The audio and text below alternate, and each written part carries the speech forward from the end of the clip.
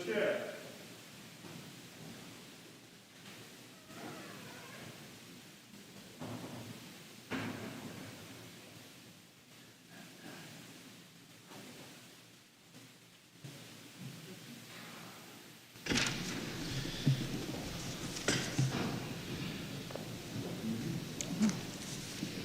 are you? I'm good. How was you before? My first day back, I was in the house. Notepad on the phone. Just the phone. The notepad is fine, yes, because you have your notes on the notepad, right? Yeah. Good.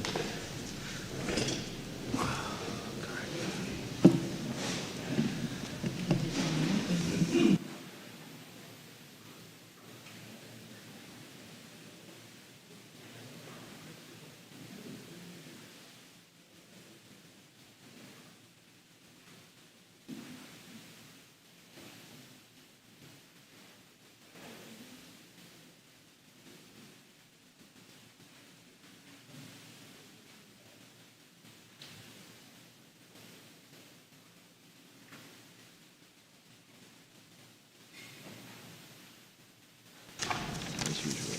My bigger concern.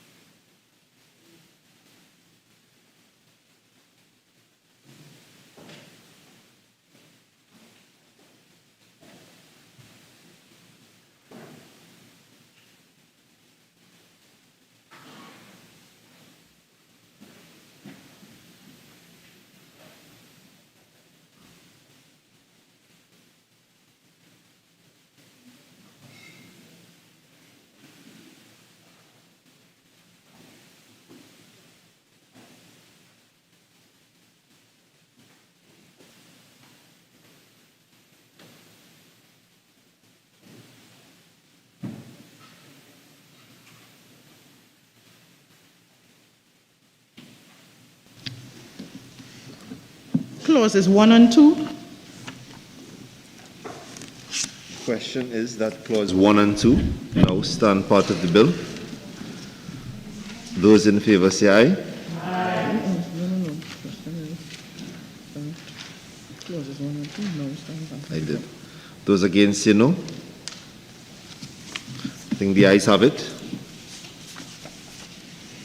Clauses 1 and 2, no, stand back. Clauses 1 and 2 now stand part of the bill. Clause 3.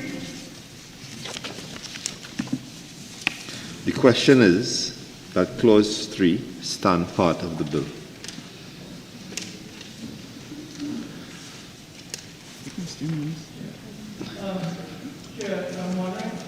Definition of analytical services.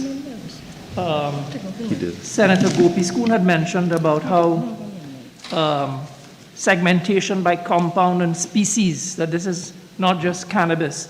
And so I'm wondering whether we should expand analytical services definition, testing or abstraction of cannabis, and then cannabis material, because you'd also want to test compounds and as well. Senator Vera, you're not satisfied with number C, letter C stating any other raw material derived from the cannabis plant? No, because it may not only be derived from the cannabis plant, it may be actually scientific compounds and synthetic things as well, besides the plant itself.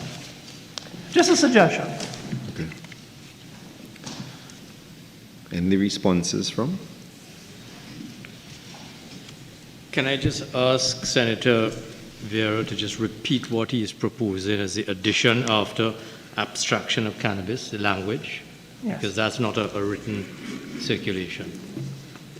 No, so I would say include services for the testing or abstraction of cannabis and cannabis material, because the definition as it stands, I think, excludes products containing compounds obtained from cannabis or synthetic compounds and analogs of compounds found in cannabis.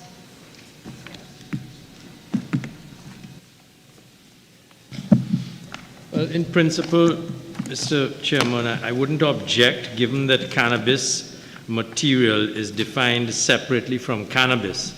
So there would be no doubt if we were to add the words "and cannabis material," what would be intended by those additional words, because it's already defined. So I wouldn't object. If I would just like to add to that, the compounding in the pharmacy world is normally when you mix substances together that is not of one pure form. It's a way of mixing. Would that be satisfied by stating that? Simply because it can be a compound containing cannabis, but not solely cannabis. Really, I would say cannabis materials, and compounds found in cannabis, but I didn't want to belabor the point. With cannabis. Or compounds with cannabis. Compounds with cannabis would include all of the above. Thank you, Chair, of course. Yes. Thank you Right. for your sign Okay. as well. Can you, this not being the only amendment to 3, I would like to pen that in first and then go to the other suggested amendments. So we are suggesting that Part C reads, any other raw material derived from the cannabis plant. Are we inserting a D to state compounds containing cannabis? Suggestion was on the definition of analytical services. I wasn't defining cannabis material, and you correctly pointed out that cannabis material did not really treat fully with compounds. Correct. So we're putting in and compounds containing cannabis.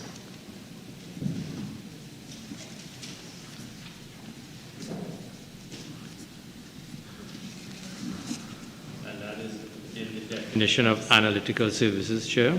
Correct. So we are amending that. And then just to go back to your question of Senator Vieira, do we then add a D to cannabis material to say any compounds containing cannabis? I mean, that might be gilding the lily, but just to ask the question. Again, C is ambiguous. Any other raw material derived from the cannabis plant is a very wide Yes, subsection. yeah, I think that's a catch-all, and that would be satisfactory. Sure, We don't I need believe to so. amend that. I believe so. We don't need to amend that. Let's move on Thank to you. the 3.1 from the Attorney General. Yes, sir, I propose that we delete the present definition of pharmacy and instead spell it out to mean any premises licensed as a pharmacy pursuant to Section 27 of the Pharmacy Board Act. So it is more particular.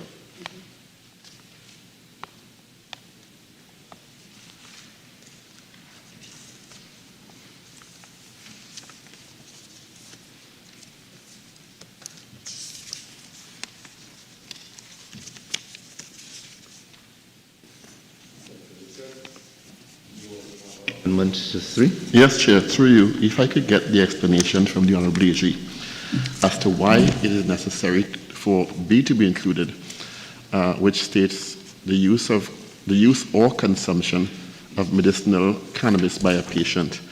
To me, it caused me some concern because it says any premises, and A, of course, is the sale, dispensing or provision of medicinal cannabis prescribed or recommended by a medical practitioner. So I was looking to strike out B.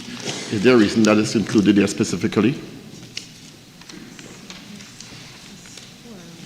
And does that open the door for mischief in some circumstances? Because it Mr. Chairman? says any premises.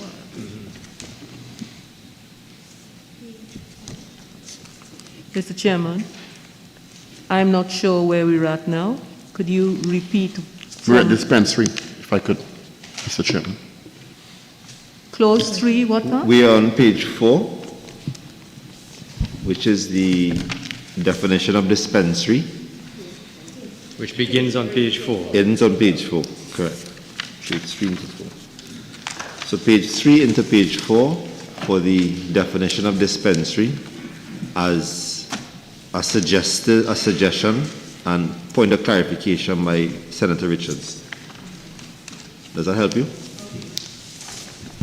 Senator Richards, can you repeat for Yes. the clarity of the House? Yes, I was wondering through you, Mr. Chair, why the inclusion of Part B, which is the use, which would read, dispensary means any premises on which, and I go to B, the use or consumption of medicinal cannabis by a patient. And it says any premises, which to me opens the door to some level of mischief.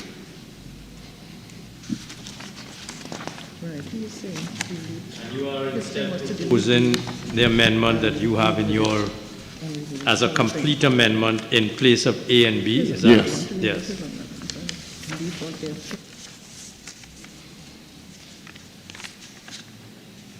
What do we have to say to that? Because I'm thinking through you, Mr. Chair, to the Honorable Attorney General, if you leave it as any premises on which the use or consumption of medicinal cannabis by a patient, it's any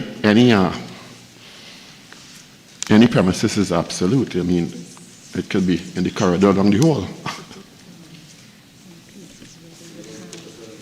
The location being of a dispensary as regulated by the Exactly. Pharmacy Act.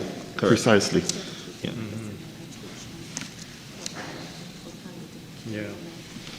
Yeah. My understanding, Senator Richards, is the dispensary is divided in two, and B is intended to cater for premises on which cannabis products are used in a therapeutic way. So, for instance, massages on a patient would be covered by this kind of provision. The use or consumption of medicinal cannabis by a patient. So it's designated and intended to address the therapeutic use of cannabis products. And this is a question, and you don't think that can be abused? Because of the Well- wideness of the statement, the width of the statement? Well, everything is potentially capable of abuse, and so I would not say definitively no in answer to your question, but I think that given that we have a regime of inspectors who are licensed to inspect premises and to visit and monitor, I would be optimistic to hope that we can start with this, let it work itself through. The inspection routine would adequately protect any potential abuse. Well, on your advice, I'd withdraw then. Thank you for the explanation. Thank you. Yes, no. And I'm reminded by Ms. Nalini Salik from CPC that, of course, the dispensary has to be licensed, so they'd have to satisfy certain criteria for purposes of getting the license to then dispense. Which one? Thank you, that explains it. Thank you so much. I withdraw then. Through you, Chair, I withdraw. Clarify this. Was more designed for someone who is an in-house patient in an institution rather than somewhere they talk about the sale or dispensing or provision which can apply to anybody, almost like the pharmacy. But the use or consumption, because the word patient I don't think is accidentally used. So I think to me it was more looking like somebody who was within an institution. That would also be correct, yes. In fact, that is more targetedly correct. That's the differentiation that I made. In fact, the definition of dispensary is a clinic where medicine and medical supplies are dispensed. So there is that element of medical. So it should satisfy that everything is regulated in these circumstances, being a patient and the type of facility. Thank you, Mr. Chair. I'm satisfied by the explanations given. Great, great.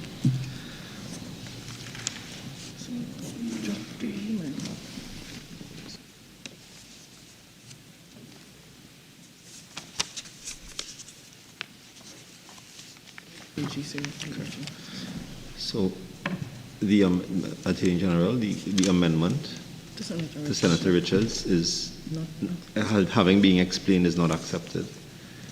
Just for clarification Yes, before we move on. as I understand it, Senator Richards is withdrawing his objection Correct. to the Yes. meaning of dispensary Yes. as presently defined. Very well. So that the meaning remains. Yes, I withdraw. Thank you.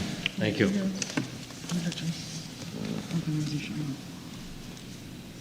Part B of your submission, Senator Richards. Yes. Should I proceed, Chair?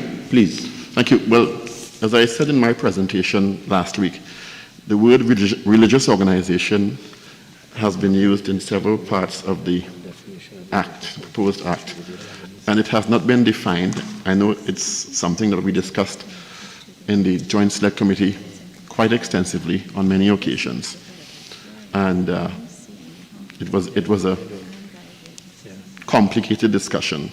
So I'm proposing a definition here of religious organization, meaning an organization whose values are based on faith and or beliefs, which has a mission based on social values of the particular religious organization of faith, in which draws its activists, leaders, followers, adherents, devotees, or congregation from a particular faith group, and for the purposes of this act is registered as a non-profit organization under the Non-Profit Organization Act number 7 of 2019, which follows clause 35, which also states a religious organization as registered under the NPO Act 2019.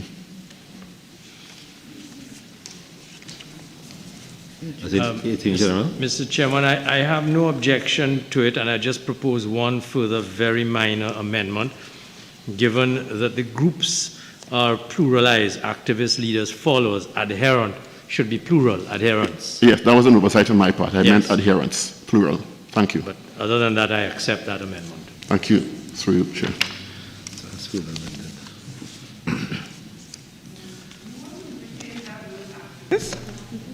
I don't like it at all.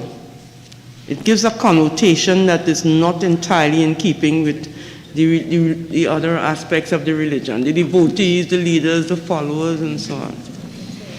I actually don't mind removing activists, because it may widen the door to some. I'm guided by Discomfort. Senator Thompson IE, and Yes. I'm not opposed at all to removing Neither am I. activists.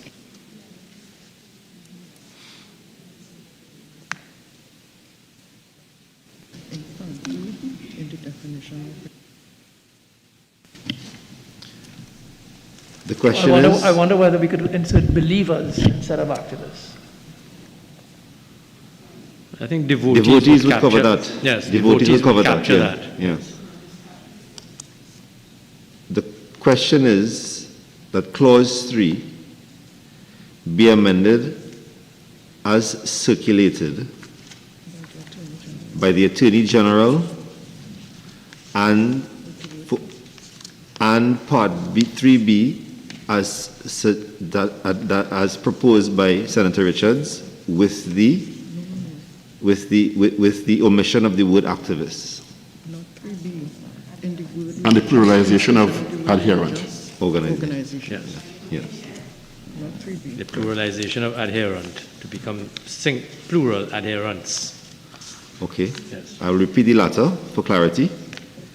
The question is that clause 3 be amended as circulated with the suggestion of the Attorney General in the word pharmacy and as circulated by inserting the following new definition after the definition of regulations by Senator Paul Richards with further amendments of the removal of the word activists and taking into consideration plurality. Yes. But is it pertaining to this? Yes. Go ahead. Sure. I just wanted to get clarification from, Senator, I was in the middle of proposing the question. you want to propose? I was in the middle of it, but would it change what I have just rectified? No, I just wanted to be clear in my mind, and I wanted us to be clear. Proceed. Chairman, when we talk about religious organization, and we are using it under the context of a non-profit organization, as a non-profit organization. I wanted to ask the Attorney General on the law, is there any law in this country outside of defining it in the way that we have defined it as a non-profit organization, that there is another definition of a religious organization? Because you remember how we are capturing it. Senator Mark, just for clarity, you are asking if there's another definition or reference for a religious organization besides NPO, non-profit organization. Yes. In general? That is, I'm trying to be clear Yes. that what we are doing does not conflict with any existing law in our country that defines what a religious organization is. I am not too clear, and I'm seeking guidance from your good self as to whether you are satisfied that this will not clash with any existing I law. believe that Senator Richards, who's moved the amendment, wants to make a contribution before I respond. Sorry, Mr. Chair, the definition is phrased and at the end of it, and for the purposes of this act is registered as a non-profit in a way that does not define a religious organization as a non-profit, but for this act. I don't know if legally that makes sense. That's why it was phrased that way. And not just a religious organization is a non-profit. Yes, and through you, Mr. Chair, I'm grateful to Senator Richards, who's proposed the definition. I did not understand the proposed definition of religious organization to be a self-standing definition applicable generally. I understood him to be asking to define for purposes of this act that when the term religious organization is used in the context of this act, it means what he sets out here, and for purposes of this act is registered as a non-profit organization. That's the context that I understood it in, because... That's how it was intended. Yes. Thank you. Okay. Senator Ai? Rather than and, because and would come before organization, but Correct. there, you can't have it in front of none. Remember the little vowels and things you used to learn in school? I before, yes. Thank you, Senator Ai, for the grammatical correction. Your keen eye is always with us. Register. Yes, I completely accept that. It would be a non-profit organization as opposed to an non-profit organization.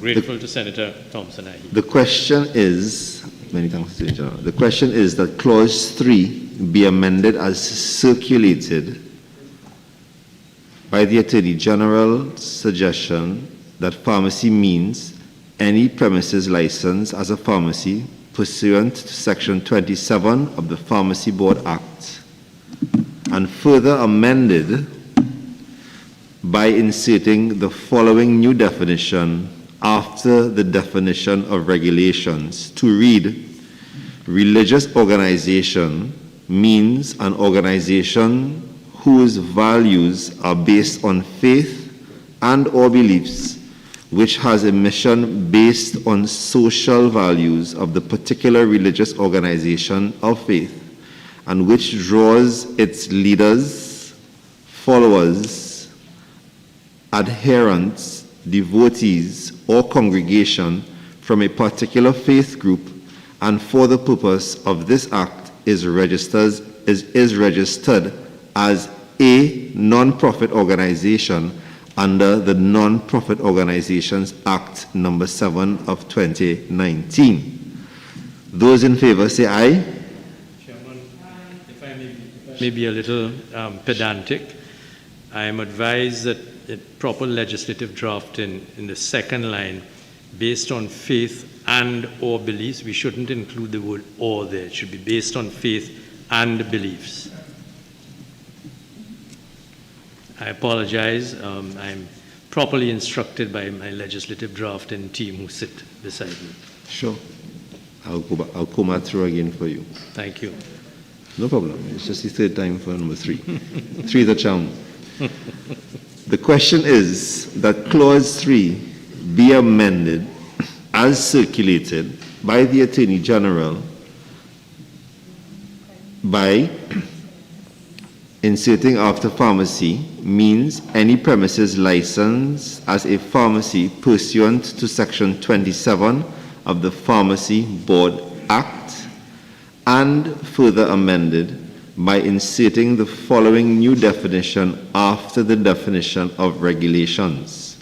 Religious organization, which means an organization whose values are based on faith and beliefs, which has a mission based on social values of the particular religious organization of faith, and which draws its leaders, followers, adherents, devotees, or congregation from a particular faith group, and for the purposes of this act is registered as a non-profit organization under the Non-Profit Organizations Act number 7 of 2019.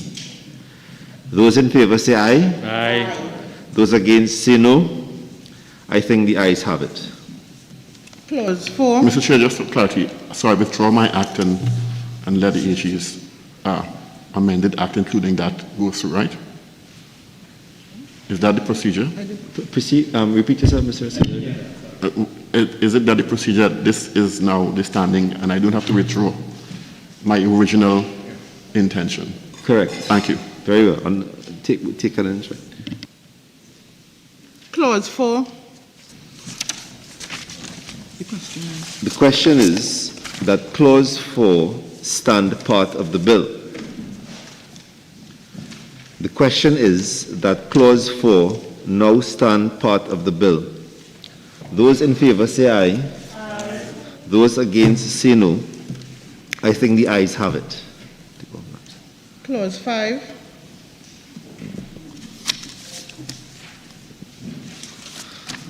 The question is that clause 5 stand part of the bill.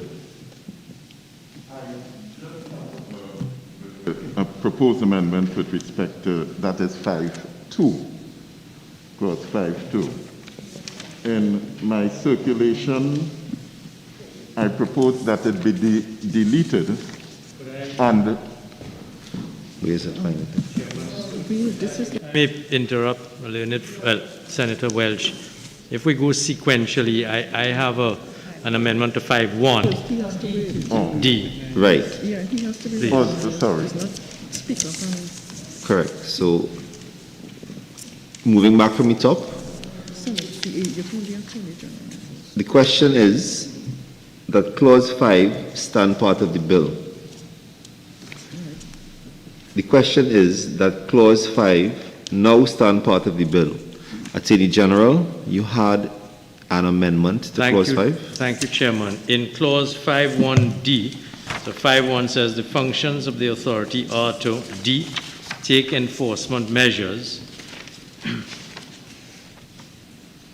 to insert the words and advise the minister accordingly after the word license. So the last word in clause 5.1D is license. I wish to add the words after license and advise the minister accordingly, full semicolon. Senator Richards, you had an amendment as well? Yes, Chair. It would be... Excuse me for 1 minute. I have so many files open in front of me. Right. It would be in subparagraph 3A by inserting the words globally comparable, and that would be to focus a bit more on competitiveness as opposed to just formulate standards in A, to ensure that the standards are globally competitive. Attorney General? Comparable. Yeah. Talking about maintaining a global Yes, standard. Yeah. If Senator Richards can just assist me. It's page 8. Yes, page It's the 3A. Yes. Yes, and the question, I had hoped to get an explanation, and because I'm a little, at the moment, a little unclear. I was going to ask for an explanation for adding in the words globally comparable, but Senator Richards has just said globally competitive. So which is it that we're proposing, globally comparable or globally competitive? Comparable. Yes. It's for the purpose of standards, so it's comparable. Yes. Right.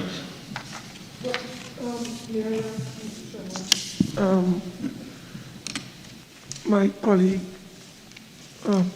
Senator Richards, as opposed to globally competitive, would we not want to be consistent with the language that we find in the international lexicon? Attorney General, would you like that to be answered by Member Richards, as he proposed? Yes, indeed. Yes, go ahead. Senator Mark is asking a question based upon your use of the word comparable as opposed to competitive. No, I am on the word like international as opposed to global. Understand the point that he's making?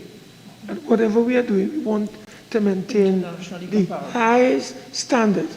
But I don't like this term globally. I think that when we look at the literature, when we do it international. Senator Mark, your suggestion is I'm to saying replace the word global with I would like my international. colleague to consider the word international instead of global. Internationally comparable rather than globally comparable. I think through you, Mr. Chair, the objective would be achieved. I have no objection to Senator Mark's suggestion. Attorney General? I have no objection to that. In Very fact, well. I'm advised that the word internationally is more generally used in legislative drafting. Senator I have to go in order of submissions first. Senator Welsh, you had a submission to delete Yes. clause 5.2. Yes, I know it may sound radical, but I would explain my reasoning. Clause 5.2 speaks about the authority having such powers as are necessary or expedient for the performance of its functions. My concern with that clause is that the powers should be specified. If this is a statutory authority, it derives its powers from the statute, and the powers that it has should be specified in the statutory provisions. Now, the 5.2 does not specify any powers, and it does not state where these powers are to be derived from.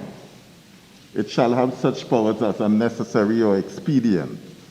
So does it give itself a power in an ad hoc manner as a situation arises? To me, this creates a position of unpredictability, because the authority must act pursuant to the powers it gets under the statute, and none is specified. So it is either a case where we have the powers specified, or if they are not specified, then it is in those circumstances I have suggested that it be deleted. Not so much that the authority shouldn't have powers, but the powers should be specified, and if not, then this broad term should be deleted because it creates unpredictability.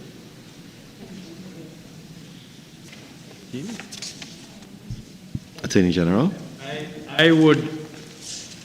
I can understand the concern of Senator Welch, but I don't think that the concern is answered by deleting the section. What I think we could aim for is an improvement, so that I would suggest we keep subsection 2, but we add after the words functions for the purposes of this act. So the entire subsection 2 would read, the authority shall have such powers as are necessary or expedient for the performance of its functions for the purposes of this act. We could simply say under this act. Or under this act. Under this act. Would that? Yes, I would agree with that amendment. It takes care of my concerns because then the powers are prescribed. Within. It must be something within the Act. So that is to read for the purpose of the Act or this Act? This Act. This Act.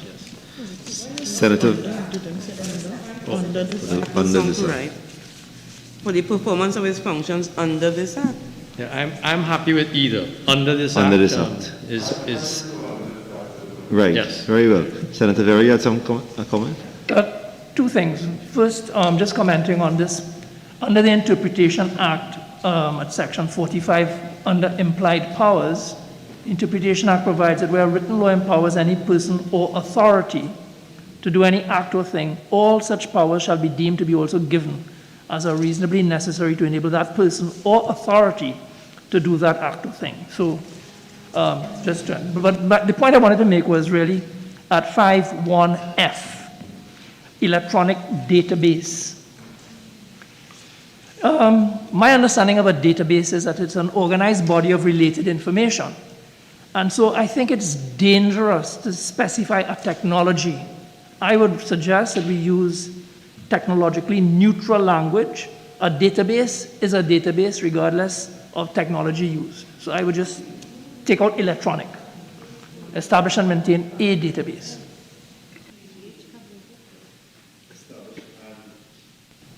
Maintain a database as opposed to an electronic database.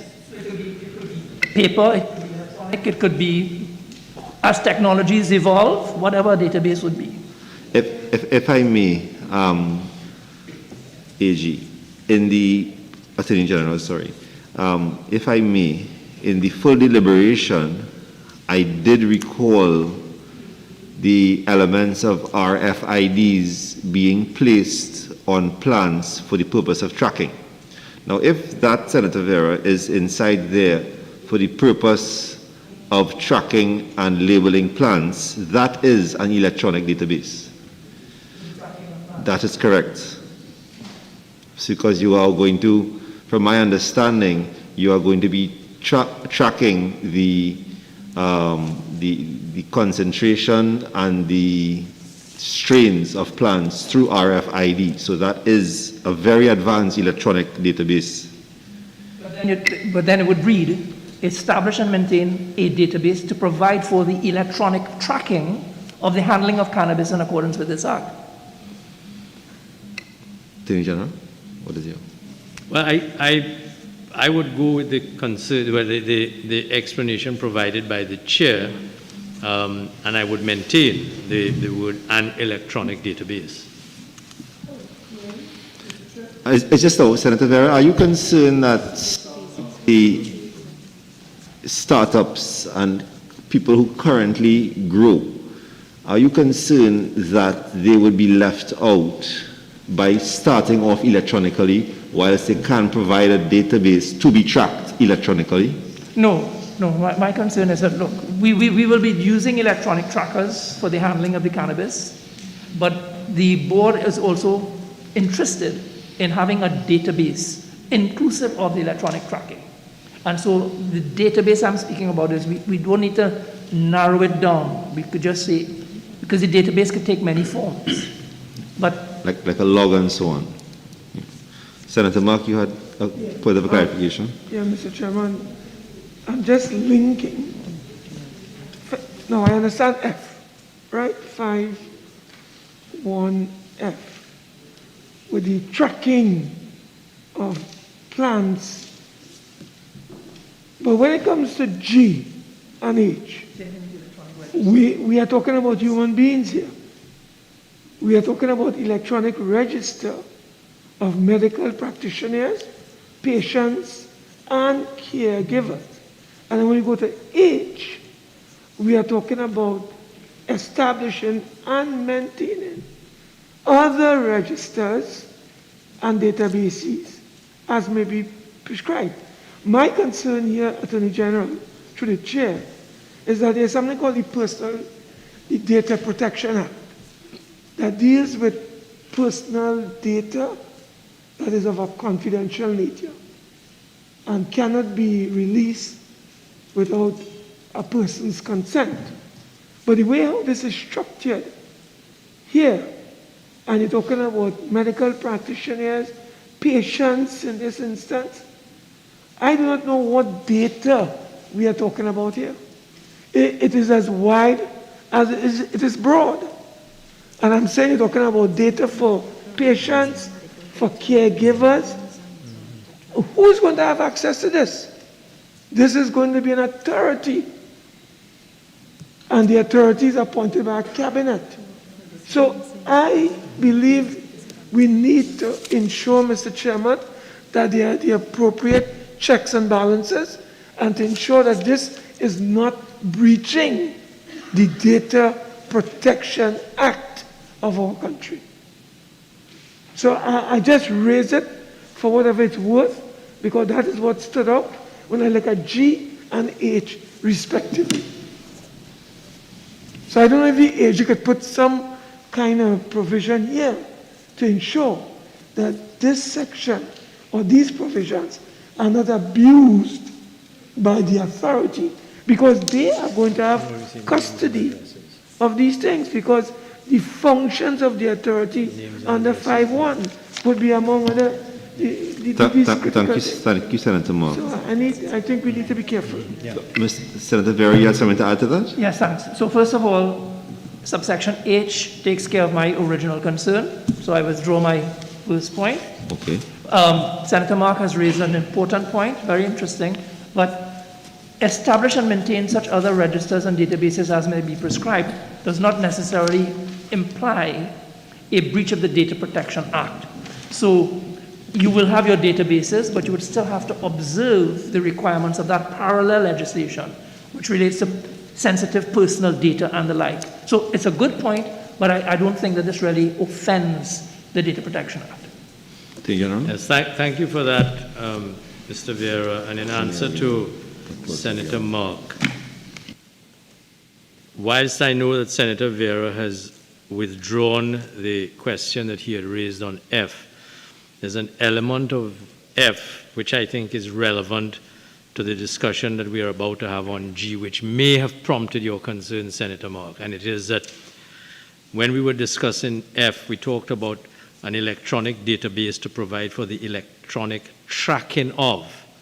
And I wanted to point out when we came to G that there is a difference between F and G, because G does not say an electronic register to provide for the electronic tracking of.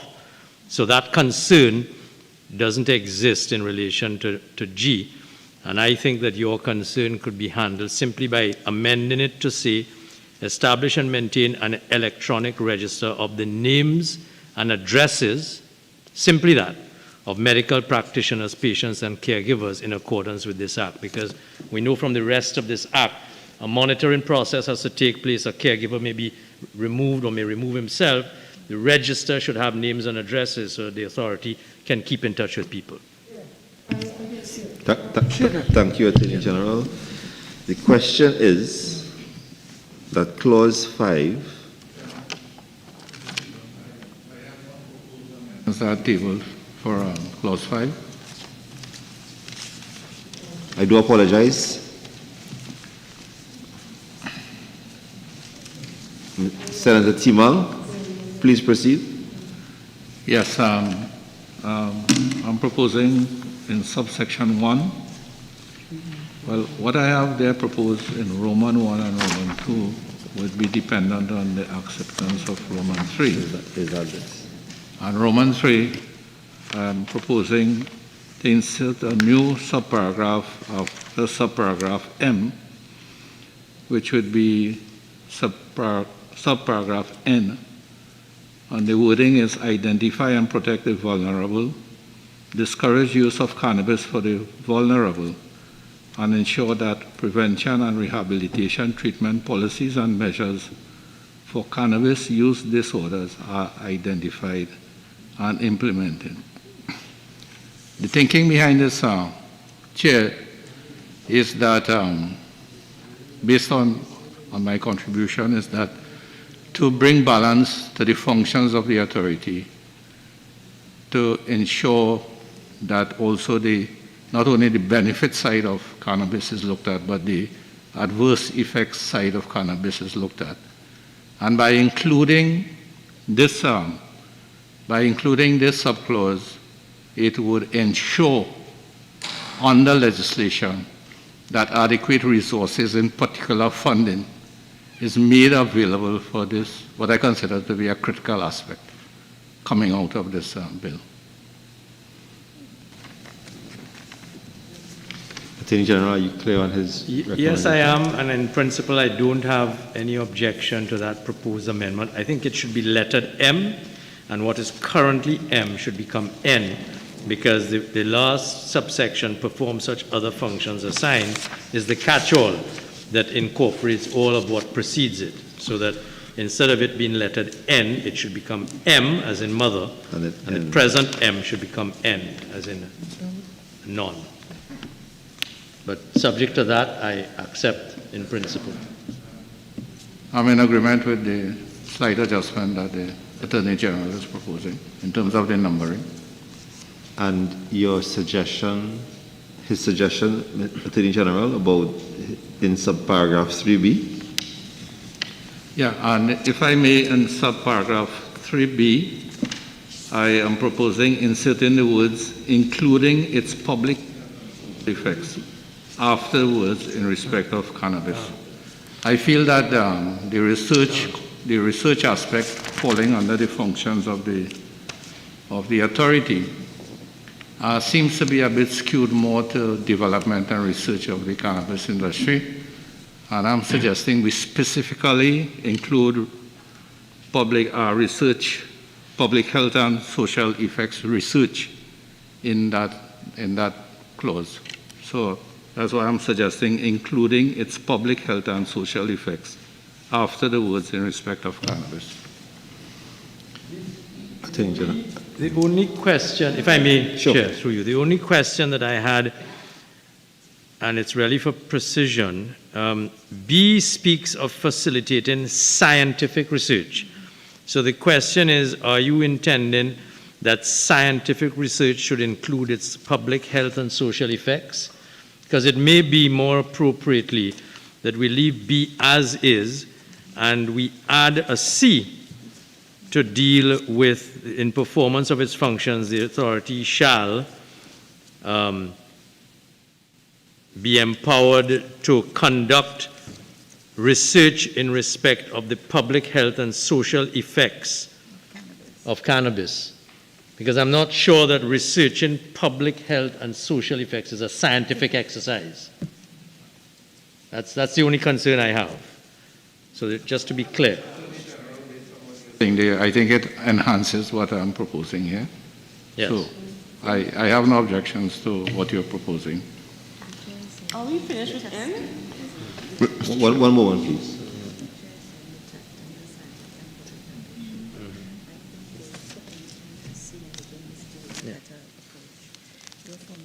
Yeah. So Chair, my thinking is we find a formulation for a new C. In the performance of its functions, the authority shall conduct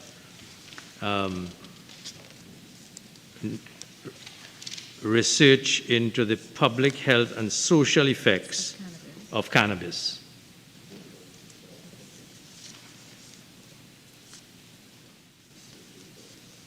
Public health and social effects of cannabis. And then what is now lettered as C becomes D as the catch-all.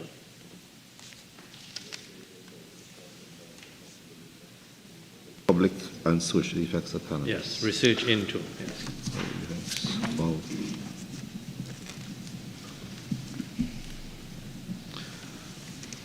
Public and social, yeah?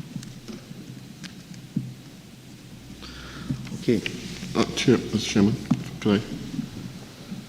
Senator Richards? Yes, just while I agree with Senator Tima's suggestion for N, just going back to N, I couldn't catch your attention before, I apologize. Does leaving identify and protect the vulnerable discourage the use of cannabis for the vulnerable and ensure the prevention and rehabilitation treatment policies and measures for cannabis use disorders be identified and implemented? An absolute mandate? Where is he? Oh. Because to me, the way it's worded, it means they have no, if they miss one vulnerable person, they will not fulfill their mandate.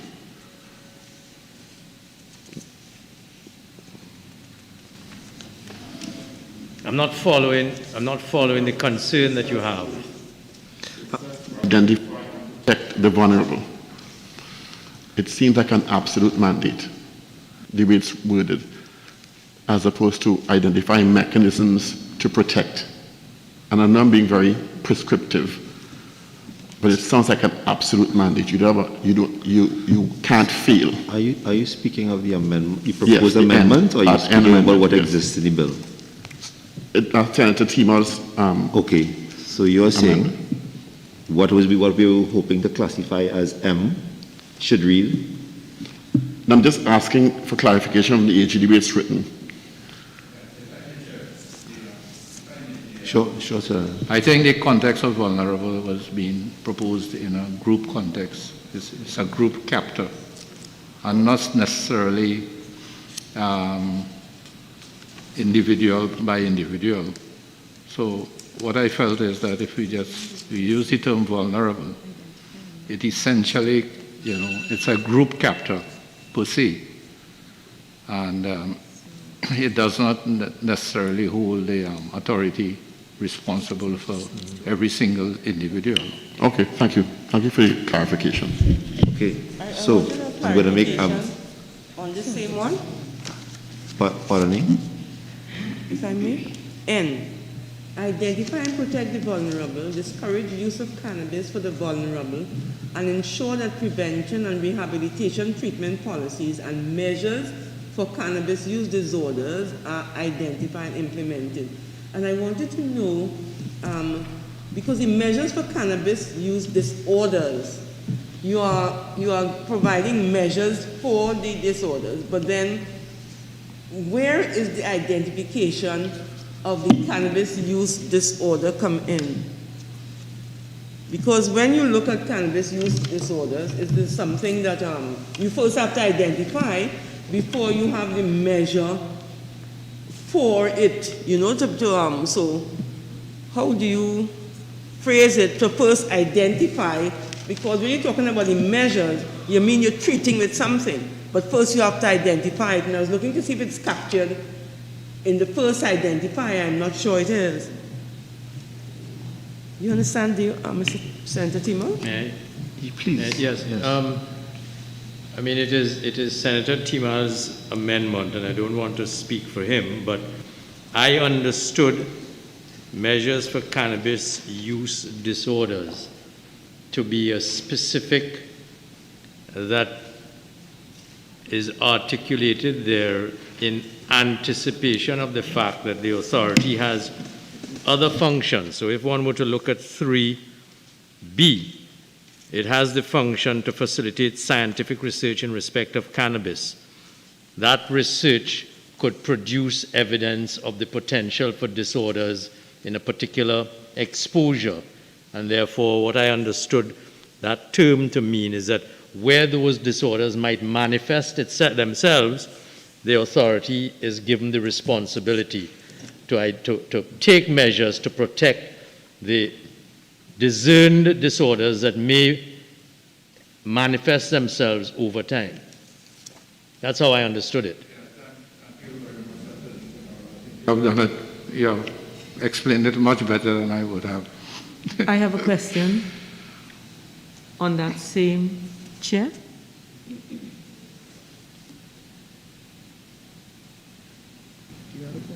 Chair? Repeat, can you repeat? No, I said Senator? I have a question on that same amendment. Dealing with, Senator Delarami, just other protocols, Senator Vera had his hand up a little while ago on the same matter. I will defer to Senator Remy since she's on this point, and then I will come. Thank you. Very well, yes.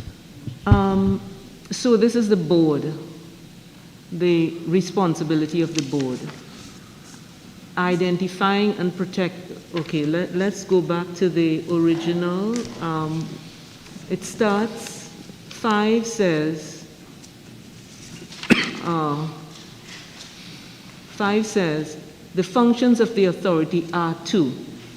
And then you go down to 3. In the performance of his function, the authority shall. And now we're going to the authority shall identify and protect the vulnerable, discourage the use of cannabis for vulnerable, and ensure that prevention and rehabilitation. I'm just wondering about the role here of the authority. I'm wondering if you're not going into now another like social or health aspects rather than what the authority was set up to do. I can see it.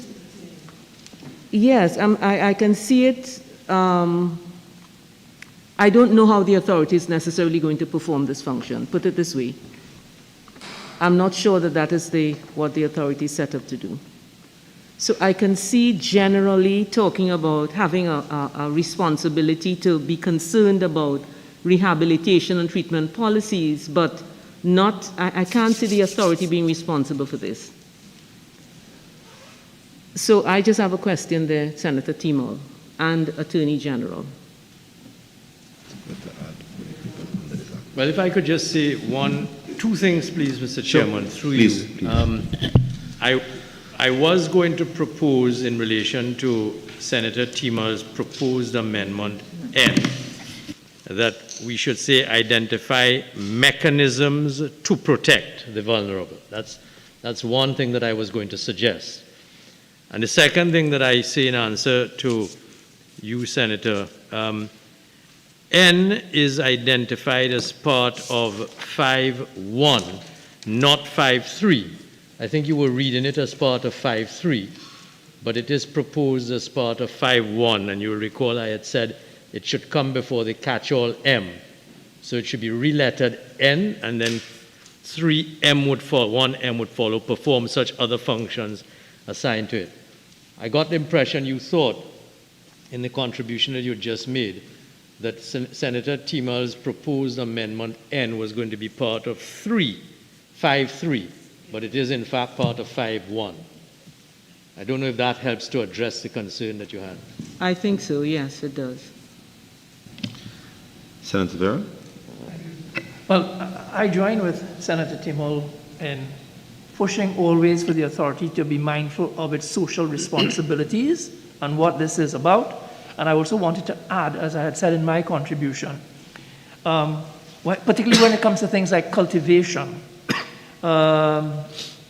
we should require licensees to develop and maintain good environmental practices in keeping with our sustainable development goals. So just to put that back out.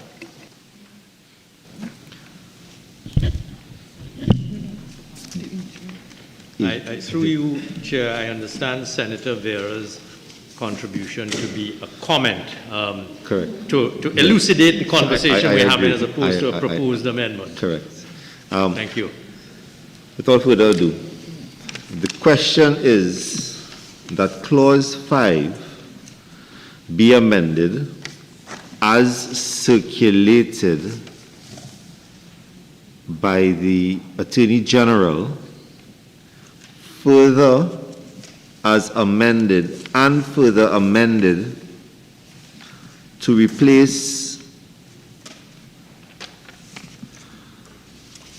Clause M as Clause N, where Clause M would read, identify mechanisms to protect the vulnerable, discourage use of cannabis for the vulnerable, and ensure that prevention and rehabilitation treatment policies and measures for cannabis use disorder are identified and implemented. Further amended subsection 2, subclause 2 shall read, the authority shall have such powers as are necessary or expedient for the performance of its functions for the purpose under this Act. For the purposes under this Act. Chair, under this Act. For the performance of its functions under this Act. For the performances under this Act. Yes. And subsection 3, subclause 3, to read internationally comparable after industry with an insertion of clause C to read the authority shall conduct the public and social effects of research into cannabis. And then, as further amended, clause C would now be clause D. Two questions, Chair, if I may. With respect to the last proposed amendment, that is to say, clause 5.3, the new C, I think that should read, in the performance of its functions, the authority shall conduct research into the public health and social effects. I stand corrected. To be further, you said two things. Go Yes, ahead. and then secondly, a question. We had earlier, when we were having the conversation with Senator Mark, looked at G and H, and I thought that we had agreed we would amend G, that is to say 5.1G, to establish and maintain an electronic register of names, I'd like to say names, addresses, and contact details of medical practitioners, patients, and caregivers in accordance with this Act. So that would be after register of names and addresses and contact details of medical practitioners, etc. I guess it's best that I approach it back from the top. Please, thank you. Sure. The question is that clause 5 be amended as circulated by the Attorney General, further amended, and as further amended as suggested by Senator Evans Welch, by not deleting 5.2 for the which should read, the authority shall have powers as are necessary. Such powers, it means such powers as are necessary or expedient. The authority shall have such powers as are necessary or expedient. Excuse me? Yes. You go to G, because G is part of the subclause. Okay. This was amended, please. So after you I need to go in order here. The question is that clause 5 be amended as circulated by the Attorney General and further amended, subclause G, subparagraph G, to read, establish and maintain an electronic register of names and addresses and contact details of medical practitioners, patients, and caregivers in accordance with the Act, to replace Senator Freeman's amendment. to take Senator Tibal's amendment and to make it paragraph M, to identify mechanisms to protect the vulnerable, discourage use of cannabis for the vulnerable, and ensure that prevention and rehabilitation treatment policies and measures for cannabis use disorders are identified and implemented. For the current clause M to be labeled N, subsection 2, subclause 2, shall read, the authority shall have such powers as are necessary or expedient for the performance of its functions under this Act. Subsection 3, Part A, shall read, to formulate standards and prescribe codes of practice to be observed by licensees or other persons involved in the cannabis industry, and to insert which are internationally comparable. To insert a clause C that shall read, the authority shall conduct research into the public and social effects cannabis. of cannabis, and for clause C to now be labeled clause D. Correct. Those in favor say aye. Aye. Those against say no. I think the ayes have it. Did you read clause D in 5(1)D? Because No, it wasn't. It was given way. the Attorney General added and advised the Minister accordingly. That was as circulated. Oh, that was, okay. Yes, My I was taken into apologies. consideration. Thank you, though.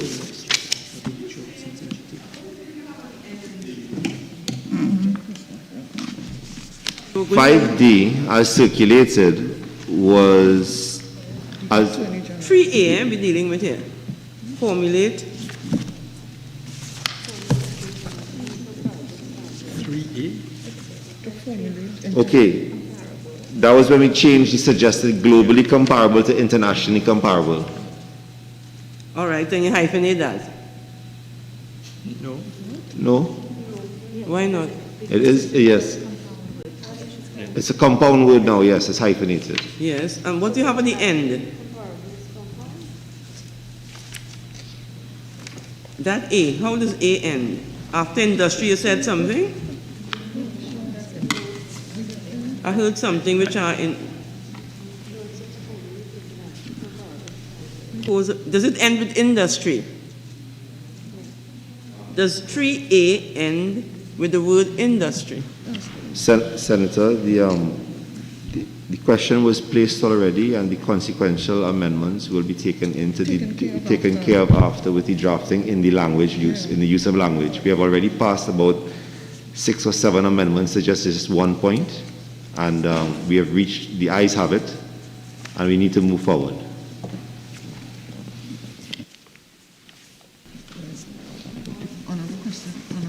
Honorable Senators, the question is that clause 5 as amended now stand part of the bill. Those in favor say aye. Aye. Those against say no. I think the ayes have it. Clause 5. Clause 5 as amended now stands part of the bill. Clause 6. Attorney General, you had Yes, thank you very much, Mr. Chair.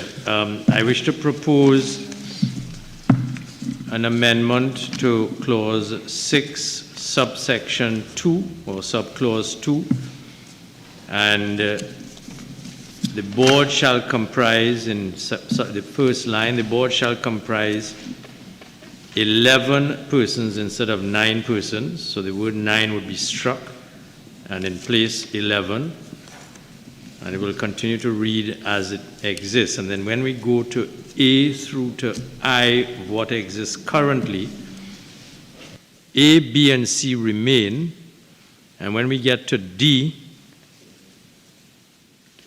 I propose D should read instead medicine, comma, other than psychiatry.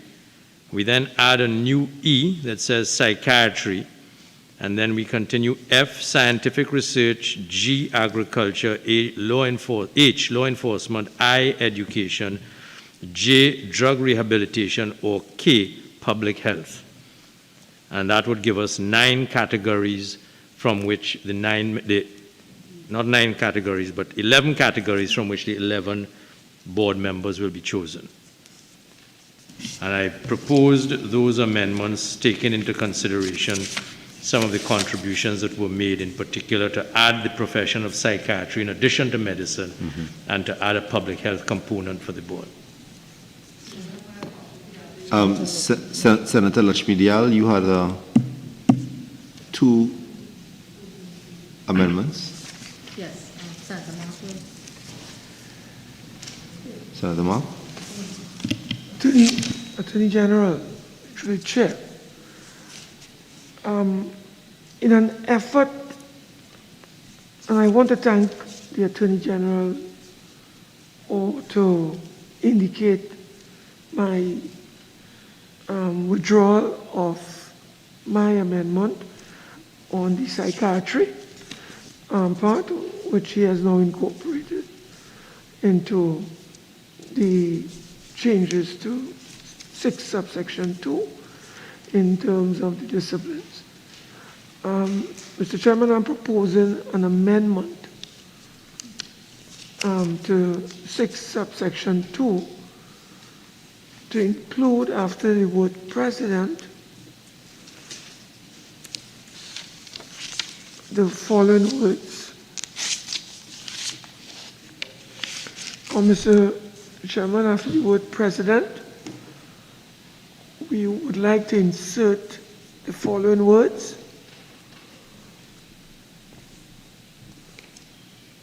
I think we are talking about 11 persons. We can always adjust the numbers based on what the Honorable Attorney General has submitted. But we like to deal with the principle at this time. 4, or we can say 5, on the advice of the leader of the opposition, and 5 on the advice of the Prime Minister, and 1 in the President's own discretion, who shall be the chairman.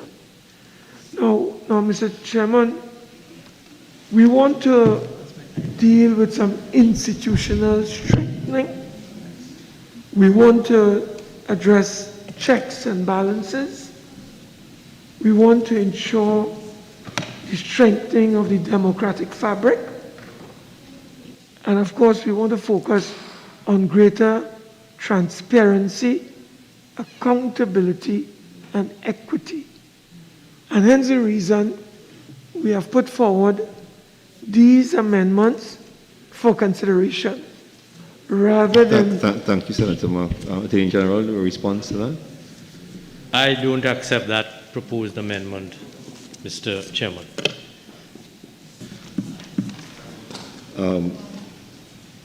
What's the reason? 6. May I You may, explain? yeah. Yes.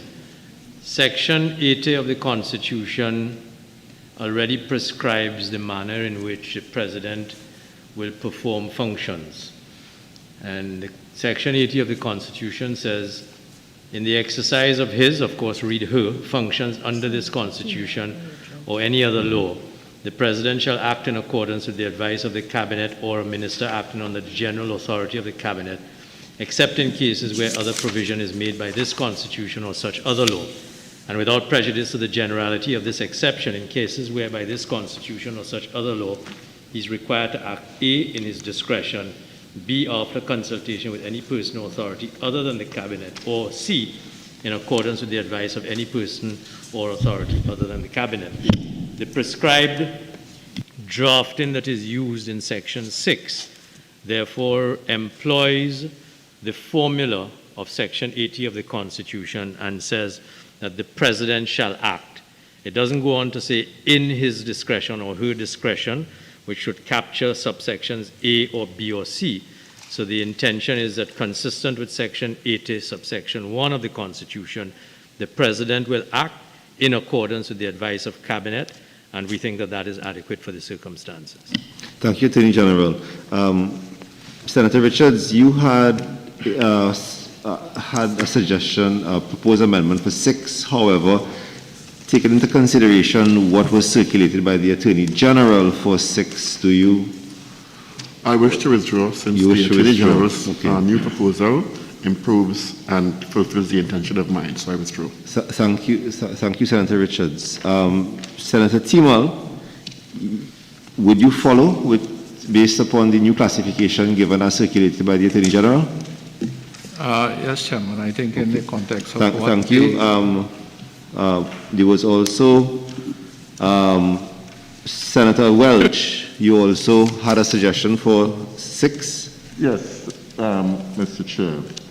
My suggestion for 6 is with respect to subsection 3, the insertion of the word subject to the provisions of the Dangerous Drugs Amendment Act after the word become. After the word? After the word become. no person appointed to the board shall be or become, and this is where I suggested the insertion, subject to the provisions of the Dangerous Drugs Amendment Act. And the reason for that, to put it very concisely, I am just concerned really about the principle of equality before the law.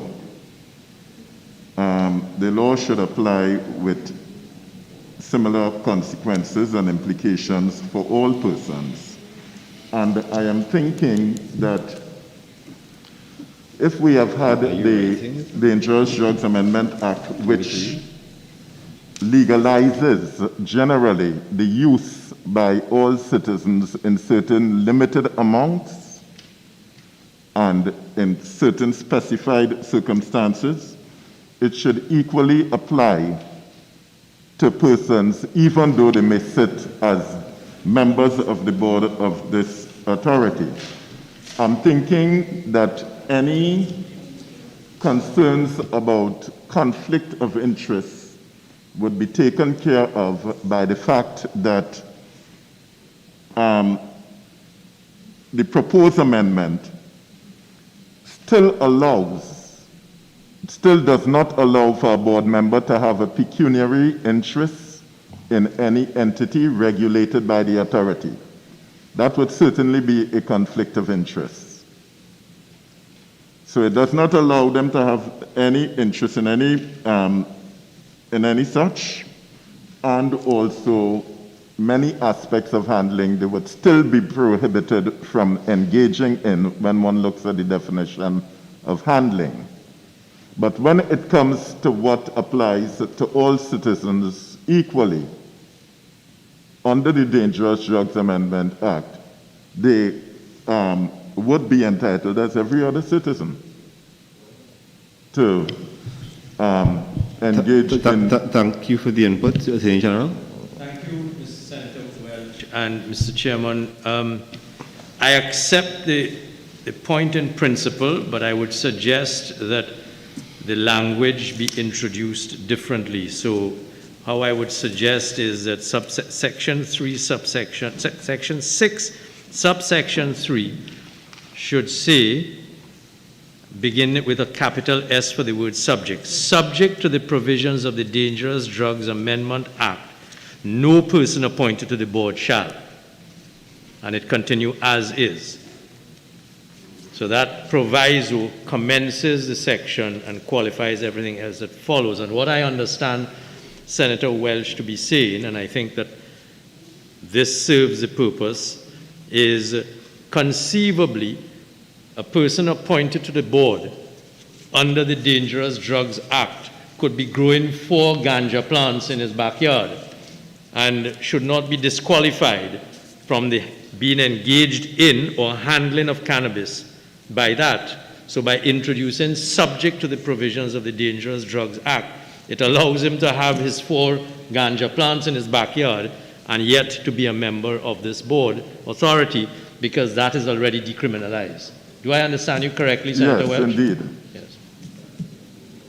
Yes, so I would simply use the language that Senator Welch has proposed at 6.3, but start 6.3 with those words. So it would say, subject to the provisions of the Dangerous Drugs Amendment Act, subject to the provisions of the Dangerous Drugs Act, comma, no person appointed to the board shall be or become engaged or employed in the handling of cannabis or have an actual or contingent pecuniary interest in any company, firm, or other entity which is regulated by the authority.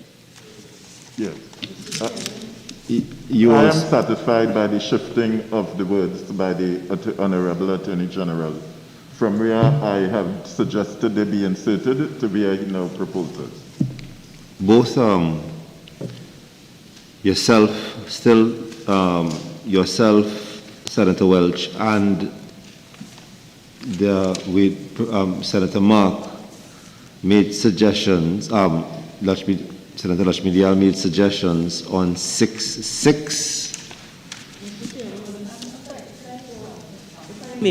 If you indulge me, please, but can I have my apostrophe 6.2 after years? A matter of grammar. 5 years experience? Apostrophe. Where is this? Where is this?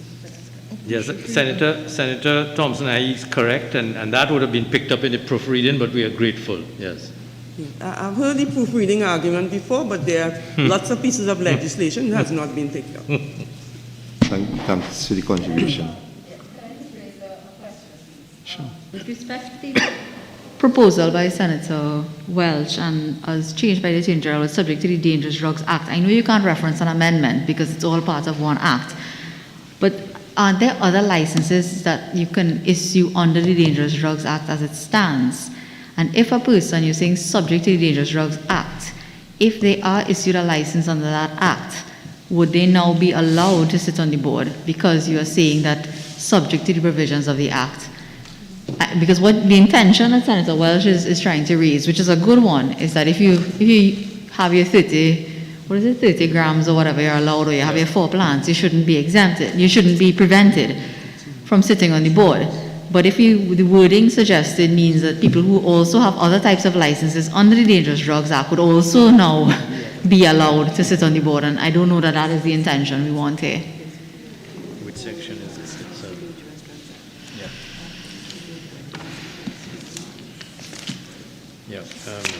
Now, I didn't particularly think that the words handling here, and from committee when we discussed it, what I recall is that no person appointed to becoming engaged or employed in the handling of cannabis. I think what it really meant was becoming in a commercial way. So I think that was the intention, and I don't think when we discussed it that we had a difficulty with the wording, but I understand what Senator Welch is saying. Handling could also mean using it in accordance with the amendment. So, yeah. But I just don't think that the wording suggested. I think there may be other people who could be licensed under the Dangerous Drugs Act who would then be allowed to serve on the board, and that might be a problem. F. A person who has in his possession 30 grams. Paul. Senator Welch, just allow the Attorney General to respond to that first. Yes. Yes. This section, and I'm addressing the concern of Senator Lachmidial, which is a valid concern, because what we are seeking to do here is to allow for Senator Welch's introductory amendment, but to be precise. And the section of the Dangerous Drugs Act which is relevant is section 5(2)(f). So it says, it's not a criminal offense. F, a person who has in his possession not more than 130 grams of cannabis, or 5 grams of cannabis resin, and G, a person who cultivates or has in his possession not more than 4 growing plants of the genus Cannabis. So those are the specific sections. So we can say, subject to the provisions of section 5(2)(f) and G of the Dangerous Drugs Act. No person shall. And I think that would encapsulate the concern of Senator Welch and address the concerns of Senator Lachmidial. I fully agree with the Attorney General's suggestion. Thank you, Senator Welch. You also had a suggestion on... With respect to... 6.6. Yes, 6.6, sorry. Where it says the President shall determine the remuneration of members. And I think that portfolio being given to the President is somewhat inappropriate, because that is not something which... That is not an area which the President has all the facilities or knowledge to properly come to a conclusion as to what is the appropriate remuneration. So I have suggested the Salaries Review Commission shall determine the remuneration of members, and it is consistent with 6.7, which immediately follows, because 6.7 says the remuneration of members shall be reviewed by the Salaries Review Commission. Senator Welch, I thank you, and we understand where you're coming from, because it has a heavy overlap with what Senator Lachmidial has proposed as well. Senator Lachmidial. The Attorney General recited Section 80 of the Constitution. What this Clause 6 is essentially saying is that the Cabinet will determine the remuneration. And the Attorney General has rejected our proposal that the board be appointed on the advice of different persons and independently. So essentially what this subsection 6 would be saying is that the Cabinet will appoint the board and that the Cabinet will set the remuneration. So what we are asking for in a more fair and transparent provision is that you consolidate subsection 6 and 7 and say that the SRC shall determine the remuneration for the members, which shall be subject to periodic review, which is how every other, appointed or many other appointed public servants and public officers function, including everyone in here. And I think that that is a much more fair, transparent process and procedure for persons. There is no reason why fully appointed cabinet board should have their remuneration set also by the cabinet and have the president, essentially just having to, act on the advice of the cabinet. Thank you, Senator. Attorney General. In response to 6.6 and 6.7. Yes, thank you, Mr. Chairman. Two responses, Mr. Chairman. One is that the officers appointed to the authority are not strictly public officers. They are appointed as members of a state authority, and therefore I don't know that their salary should be determined by the Salaries Review Commission. But the second more significant point, and I'm sorry if I appear to bemoan what I think is an undue cynicism, the second more substantive point is that members of a majority party are elected by the population to form a government. The government consists of the cabinet.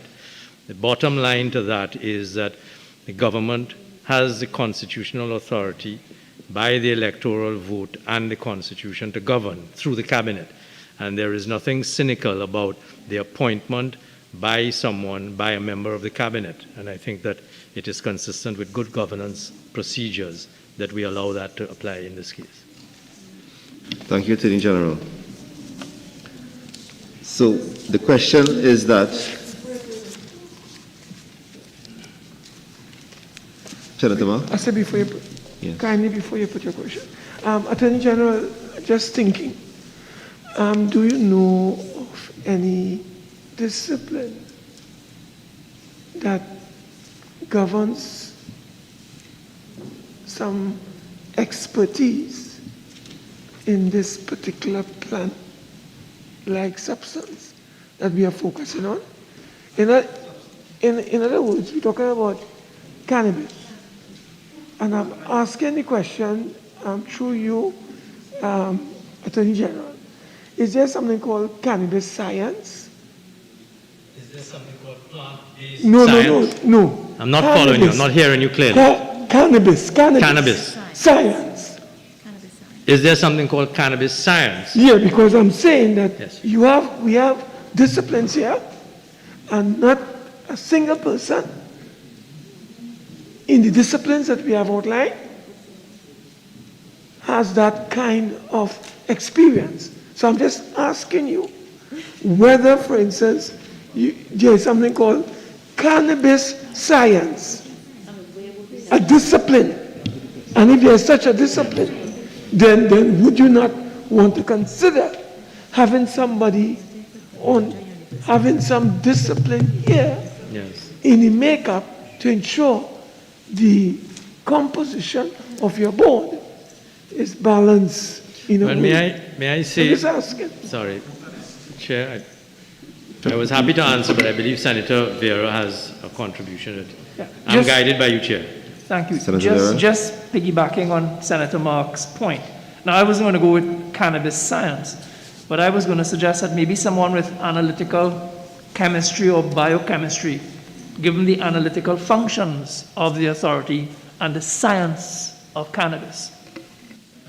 Well, I'd answer both Senator Vera and Senator Mark to say that the two subcategories of scientific research and agriculture represent the broader genus of expertise, qualifications, and experience. And within that broader genus, there would exist a subset of somebody who has either specialized or had experience with cannabis.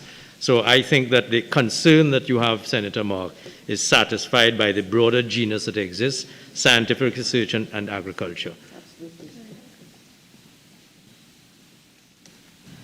Chair,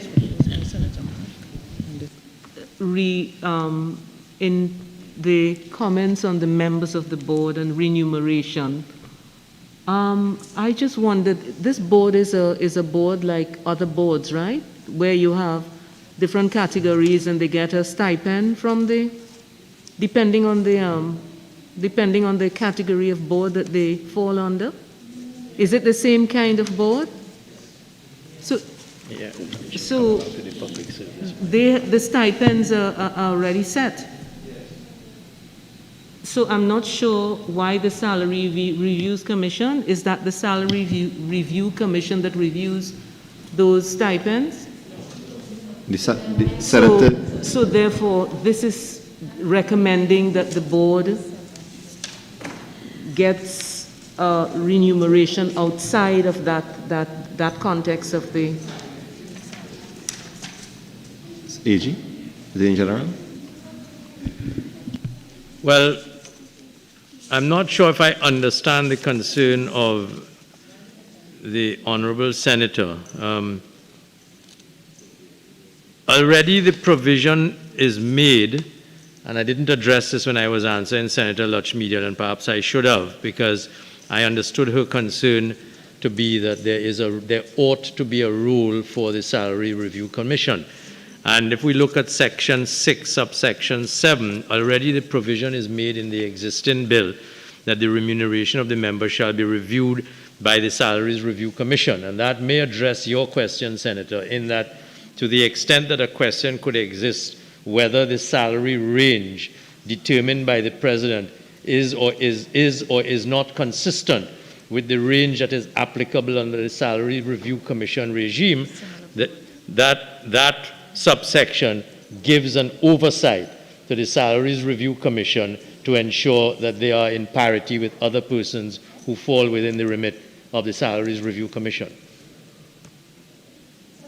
Thank you, Attorney General. Yes.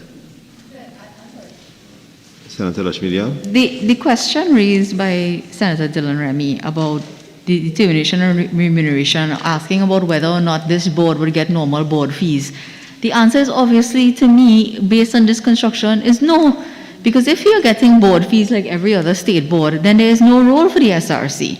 So the fact that a role for the SRC is created by subsection 7 means that this would not be normal board fees, but board fees to be determined by the cabinet. And all this thing about a range and so on to be determined by the president, that has nothing to do with this, because the cabinet will essentially determine the remuneration, and it has nothing to do with normal board fees, and then that remuneration could be reviewed from time to time by the SRC. But at the end of the day, regardless of what the SRC says, the actual remuneration still lies with the cabinet.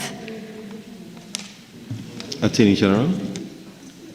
I don't accept that in principle, Mr. Chairman.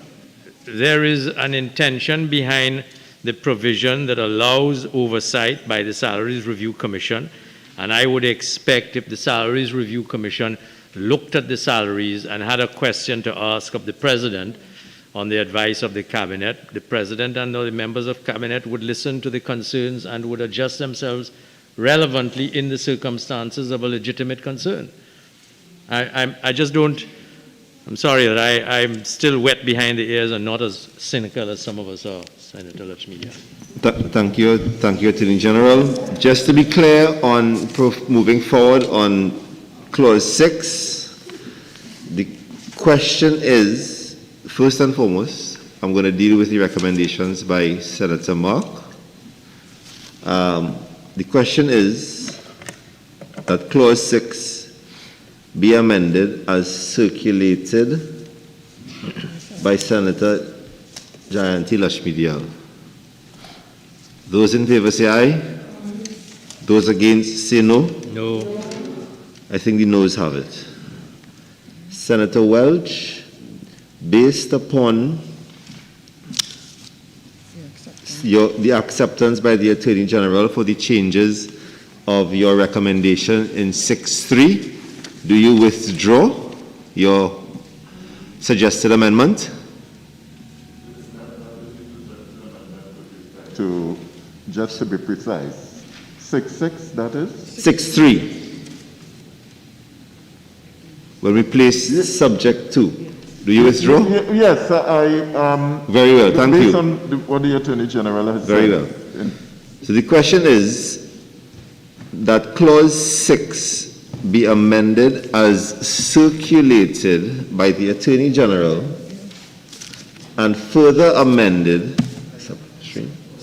subclause 3 to read, subject to the provisions of section 5(2) F and G of the Dangerous Drug Act, no person appointed to the board shall be or become engaged or employed in the handling of cannabis or have an actual or contingent pecuniary interest in any company, firm, or other entity which is regulated by the authority.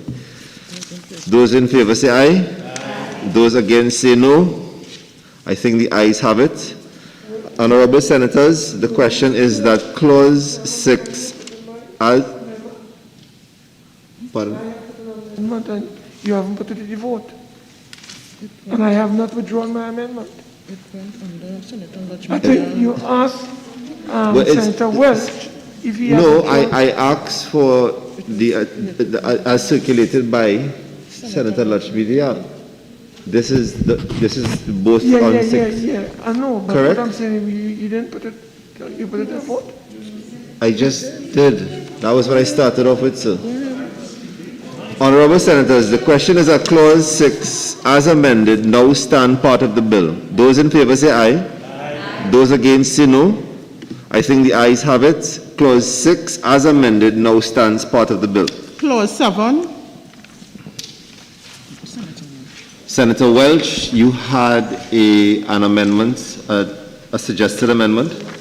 Yes, indeed, I had a suggested amendment with respect to clause 7, subclause 3, and it is somewhat related to the earlier amendment with respect to clause 6. So do you withdraw? And I would adjust it to include what took place with clause 6, subclause 3. My suggestion is that these words, safe and accept where such engagement is permitted by the Dangerous Drugs Amendment Act. First of all, that these words should begin the clause 3. Safe and accept where safe and accept. Understood, Senator Welch. So you would like it to read how it preceded the other subsection, capitals. Can I get it, please? Go ahead. You would like it to read subject to the provisions of section 5(2) F and G of the Dangerous Drug Act. Yes. A member other than which you wanted that to be inserted before. That's why I had perhaps suggested the words. Perhaps it would be for the legal draftsman to really refine it. Safe and accept where such engagement is permitted under. That's here. Clause section 5(2) F and G of the Dangerous Drugs Amendment Act. And then the clause should begin as it is. Attorney General? I'm advised, Mr. Chairman, by my legal draftsperson that the spirit of the amendment which was proposed and accepted to 6.3 can be captured in the drafting exercise for 7.3, and that can be addressed in the drafting. Thank you, Attorney General. The question is that clause 7 stands part of the bill. The question is that clause 7 now stand part of the bill. Those in favor say aye. Aye. Those against say no. I think the ayes have it. Clause 7 now stands part of the bill. Clause 8. Senator Welch. Senator Welch, clause 8, you had a suggestion. Yes. Mr. Chair, instead of the president may at any time revoke the appointment of a member, if the member A to G, and it states the conditions, I am suggesting that that should read shall at any time revoke the appointment of a member, rather than may, rather than a discretion. So you would like it to read, the president shall at any time revoke the appointment of a member if the member and A to G stands? Yes. Okay. And I can elaborate if there is disagreement on it. I hope I can give the assurance to Senator Welch that in the circumstances of the very significant power of revocation that is prescribed by Section 8, subsections A through G, one need not introduce the word shall in place of the word may, given that the president is presumed to act consistently with the law. And I don't think that you need to circumscribe the power conferred by the word may by the word shall, because by circumscribing it, you reduce the time frame, the level of discretion. The president may want to make inquiries, may want to ascertain circumstances, and to introduce the word shall, I think, casts a more onerous obligation than is necessary without denuding the power of revocation that is conferred by the word may. And I think Senator Welch will understand, will accept when I give the assurance that in statutory interpretation, we have moved beyond may meaning shall and shall meaning may. It all has to be taken in context. Senator Welch, do you accept? I see. Perhaps before considering acceptance, I could just express one concern. While I understand what the Honorable Attorney General has said, when one looks at A to G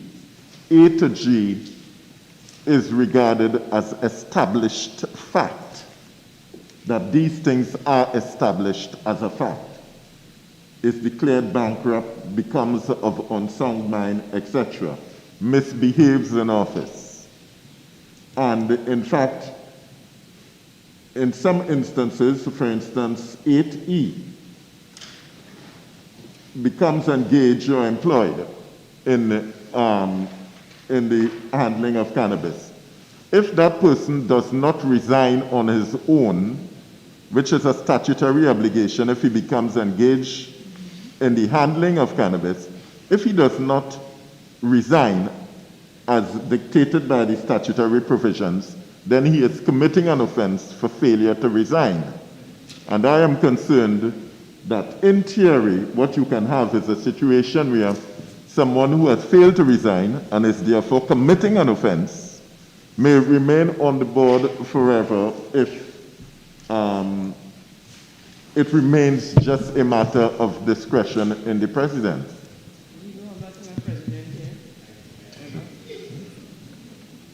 I know the president would act wisely on all occasions, but I'm looking at what in theory can happen. Mr. Chair, through you, may I just have one further attempt to persuade Senator Welch? And I'm glad that he used the example of 8G, misbehaves in office.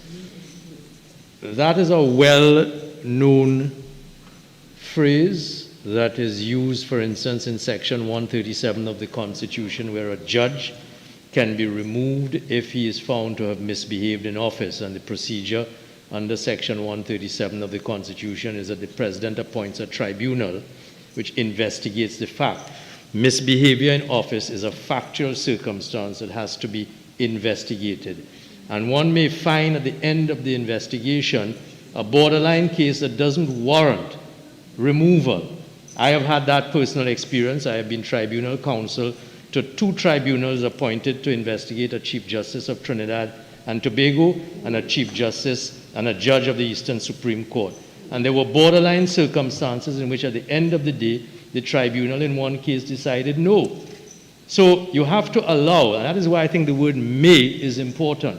You have to allow a measure of discretion and time for the president to allow the factual investigation to take place, as opposed to saying shall immediately. I think you have to allow a certain degree of latitude and respect for the office holder and permit the office holder to perform her functions according to law. His or her.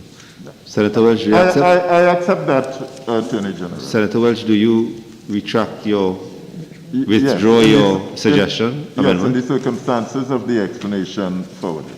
Thank you. Senator Vera, you wanted to add something? Well, I was just going to support the AG for all the reasons espoused, and to say that, you know, in drafting, shall is no longer considered an appropriate word. But it's a moot point. Thank you, Senator. The question is that Clause 8 stand part of the bill. The question is that Clause 8 now stand part of the bill. Those in favor say aye. Aye. Those against say no. I think the ayes have it. Clause 8 now stands part of the bill. Clause 9. The question is that Clause 9 stand part of the bill.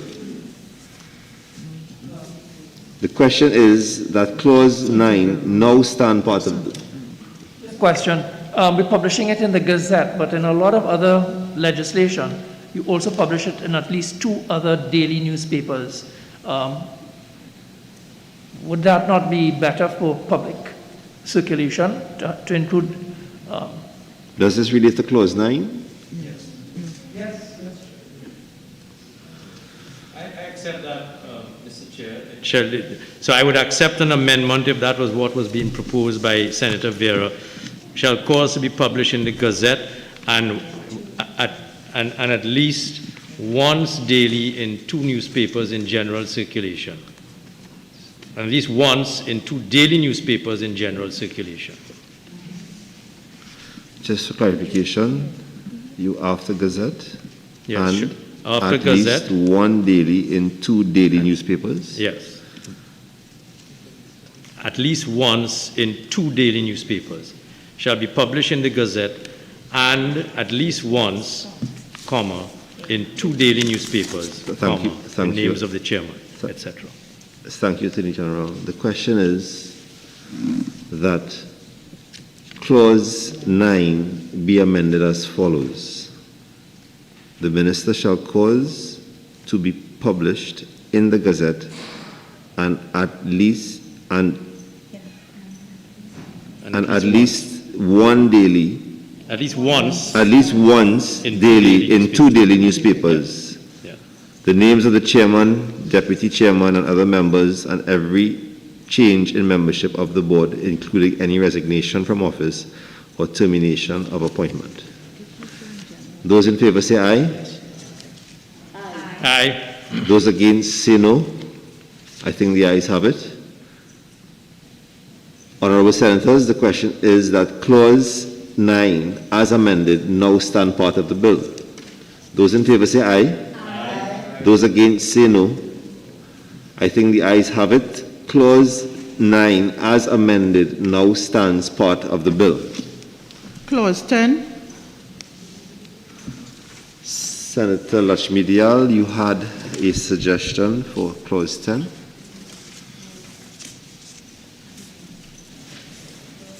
I'll defer to Senator Mark. Senator Mark? Yeah, I understand the Attorney General earlier to have said, attempted, I should say, to justify this expression that has been introduced. I have been in the Parliament for several years, and I cannot recall seeing in any piece of legislation the inclusion of this word gross, AG. I don't know if you can reference me to any legislation that you are familiar with, where this particular word has been used as opposed to negligence. And this is a new insertion, and that is what have me a bit worried. Why are we introducing this at this time, when the practice has always been in all our previous legislation, when it comes to this issue of whether somebody is going to be charged or could be accused of negligence or not carrying out their duty or task in bad faith, the language is clear in our laws. So, Mr. Chairman, before the Attorney General responds, Senator Mark, can I just ask, is this in the same context as you had asked the Attorney General to give way during his presentation last week about the word? Yes. Okay, yes, great. Attorney yes. General? Yes, I understand the context because yes. we remember the debate last week. Can you go ahead to respond? This is a bit disturbing and worrying, and I don't like us to introduce these things. It worries me, because it seems to me, Mr. Chairman, that, individuals can commit acts of indiscretion, and the threshold that is being established here, Attorney General, is so high. Senator Mark, based upon the Attorney General giving way last week, we do understand the context of the question, or the suggestion, so I'm going to ask the Attorney General to respond. Senator Mark.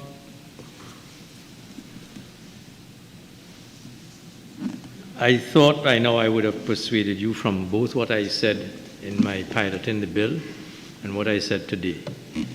Using the simplest example, negligence, and when I piloted the bill, I think I used the example to you to say, if you are driving your car and you have a young child in the back seat and you hear a cry out, you turn around to deal with a cry of despair, distress, and you run into the car in front of you. That is negligence.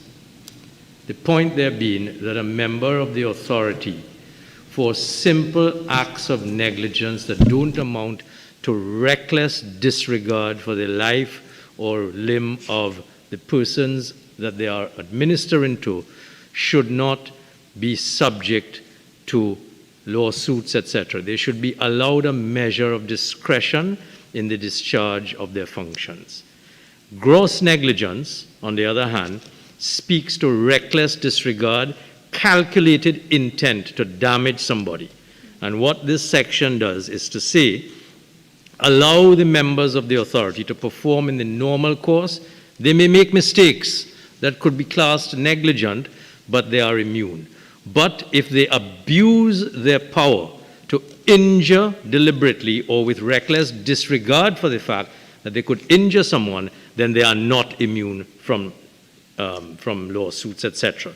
So the language is they are not immune if they are shown to be an act of omission as a result of gross negligence or done in bad faith.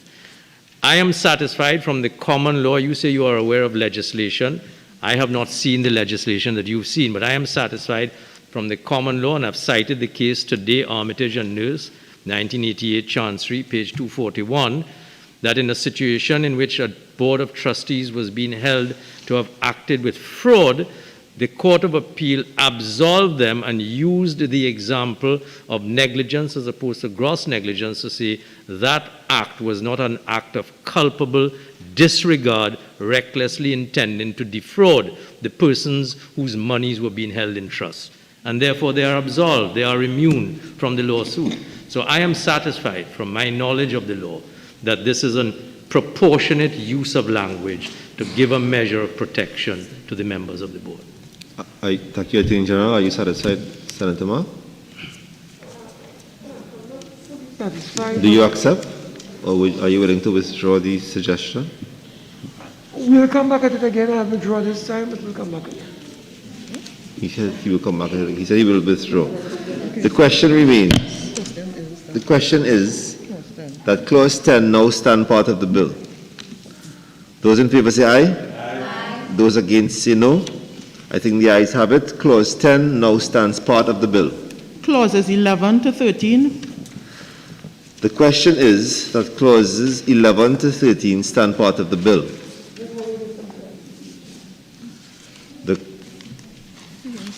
The question is that clauses 11 to 13 now stand part of the bill.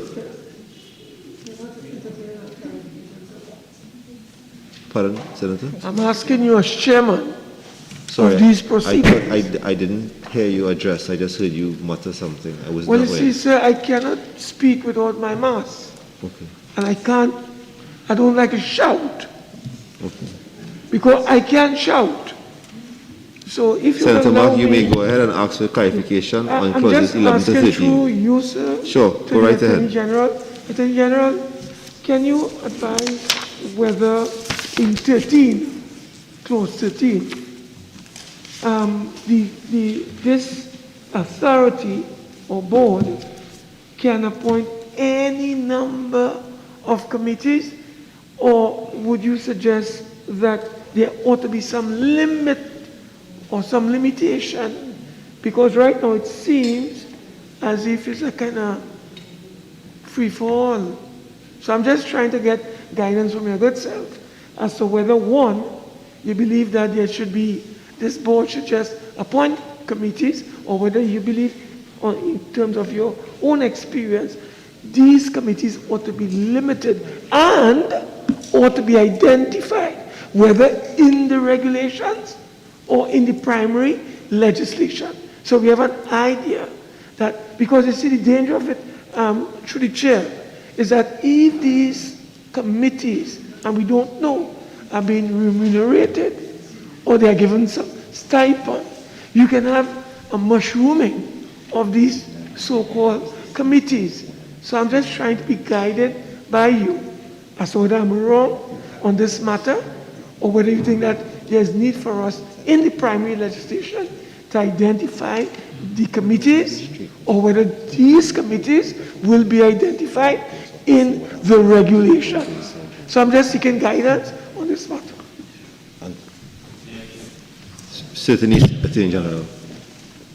Mark, I would answer your concerns with 3 points. One is that we cannot, sitting here today, predict the circumstances that may or may not unfold, which might necessitate the board deciding to appoint a committee to better investigate a particular event which is alleged to have occurred. We can't predict that. So that I think it would be unwise of us to try to limit the number of committees and the occurrences which will arise when the board will exercise its authority. That's point one. Point two is we have to accept that we are vesting authority in responsible persons. We are not vesting authority in persons who are going to act willy-nilly and without regard to the authority. So we have to trust in the fact that persons will be appointed who will act responsibly. The third point that I make is, you are quite right.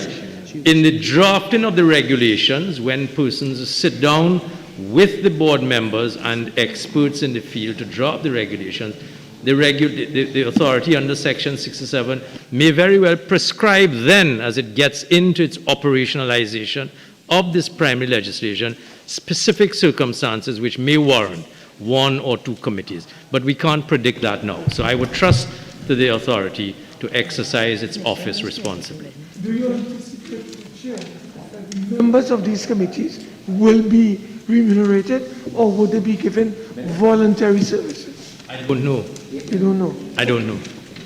Mr. Chairman, thank you. So, are you happy with the clarification? Have you read I'm it? very happy, sir. Very good. So the question is that clauses 11 to 13 stand part of the bill. The question is that clause, Senator Welch? Yes, my amendment is in keeping with amendments I had recommended earlier with respect to the principle of equality. So I think it can be fairly dealt with easily if the Honorable Attorney General, consistent with what I submitted previously also agrees. It would just be a question of where the language is placed. And I Yes, suggest for this... understood, Senator Welch. I accept that, consistent with the amendment we've already provided for in 6.3. 6.3. And then 7. That will be dealt with as a drafting exercise. Okay. Are you satisfied, Senator Welch? Yes, thank you, Attorney General. The amendment here we have to do. You have to put it. Right. Senator Zera? Before I go into my amendment, through you, Chair, may I ask who is expected to lay the complaint? And who is expected to write to the DPP for the written consent?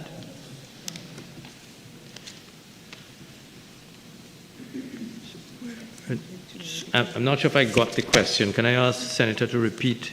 Okay, so Section 14 says that every member shall submit a declaration. Yeah. And then if you fail to comply with the declaration, you commit an offense and you're liable on summary conviction. And then it says no prosecution of an offense under this section may be instituted without the written consent of the DPP. So my question is, who would one anticipate is expected to lay the complaint, and who would be writing to the DPP for the consent?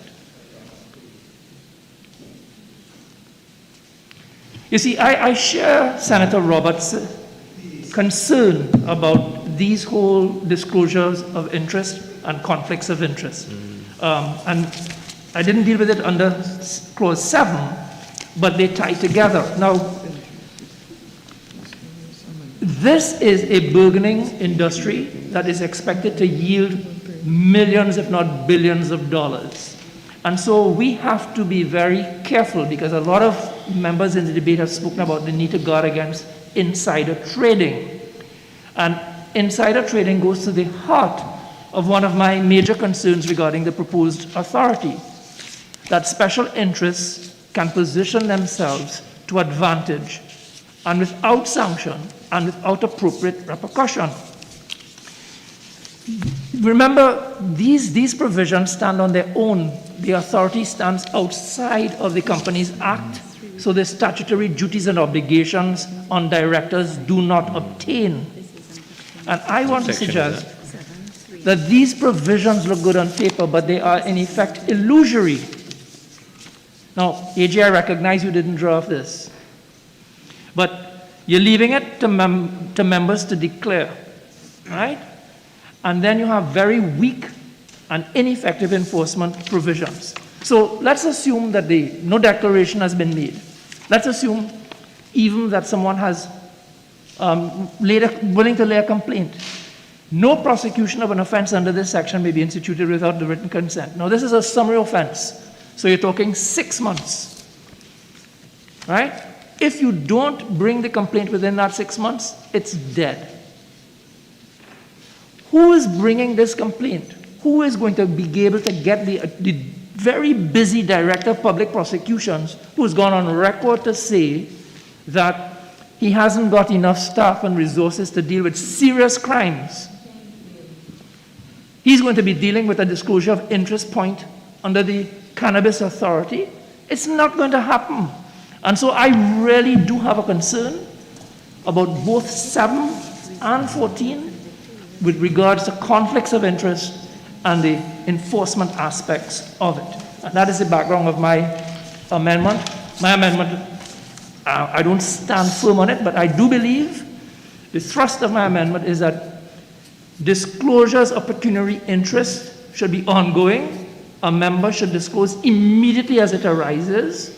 That disclosure should be recorded in the minutes of a meeting of the board. And if he has not, delete the thing with the DPP altogether. I think that is just an inbuilt failure mechanism, because we already have enough provisions. Remember, the DPP can take control, take over conduct of any prosecution. If he felt he was convinced that this was unfair or unjust, he could enter a nolle prosk. We don't need the written consent of the DPP. But if it is that an offense is committed, then I think it should be there for the member to show to the satisfaction of the court that he did not know, as I set out in my amendment. Senator Vera, based upon your proposed amendments, I mean, you've given us the context. You've clearly given us the context. Can you go through it so we can, as written and circulated here, so we can understand it based on your context? Yes. So, thank you, Chair. So, I am saying that insert after subsection 1 the following subsection. A member who has an actual or contingent pecuniary interest shall, as soon as possible after the relevant facts come to his knowledge, disclose in writing to the board and to the minister the nature of that interest. And secondly, that such disclosure shall be recorded in the minutes of the meeting of the board. And just as you have in the Companies Act, once you disclose your conflict of interest, you do not take part in any deliberation and decision of the board. I'm not asking for resignation. I just want to make sure that that conflict of interest does not poison or corrupt the process. And in the event that that member is not there because he is excused, that does not render the meeting inchoate. So that's the background to 2 and 3. Obviously, the subsections would have to be renumbered if you accept my suggestion. I suggest we delete the DPP's written consent and substitute at this section. A member to whom section 12 applies who fails to comply with the provisions of this section commits an offense unless he can prove to the satisfaction of the court that he did not know that he had an interest and that he had an interest in the matter under consideration at the meeting. And I think also at 5, I think that there should be an ongoing obligation on the part of the board to always be taking reasonable steps to identify and keep under review any potential conflicts of interest. We are talking about big business. We are talking about serious potential for conflicts of interest and insider trading, and I think these sections are very weak. We need to really fortify them. Senator Lakshmi Dayal, you had something to add? For clarification, a couple of things. This was raised in the committee and there was a vibrant discussion about it. And what is being suggested about someone recusing themselves doesn't solve the problem. And it's a problem that existed before, because once you fall under 14(1)(a), engaged or employed in the handling of cannabis, to me, it's not just a matter of recusing yourself from a particular decision. You should be disqualified under sorry, what's the section? The one that talks about that you cannot be so employed or engaged in the handling of cannabis. So, sorry, that's 6.3. So I believe that these 6.3 would trigger if you declare your interest here. There was an explanation, I really can't recall right now, by the then Attorney General as to what should take place and how it should be dealt with and all of that. So that's one thing, but I do believe, and I would ask the Attorney General to consider it, if you were to make a declaration, whether it's yearly or instantly, which was my preference as well, that as soon as you become aware, you must declare it, to me, then you become disqualified from being on the board under 6.3. So then what's the point of asking you to recuse yourself from a particular decision? If you become engaged or employed in the handling of cannabis, of course subject to the amendment that we've accepted as proposed by Senator Welch, then to me 6.3 will apply and you shouldn't be there altogether. So that's the first thing. The second thing about prosecution of an offense and about who will initiate it.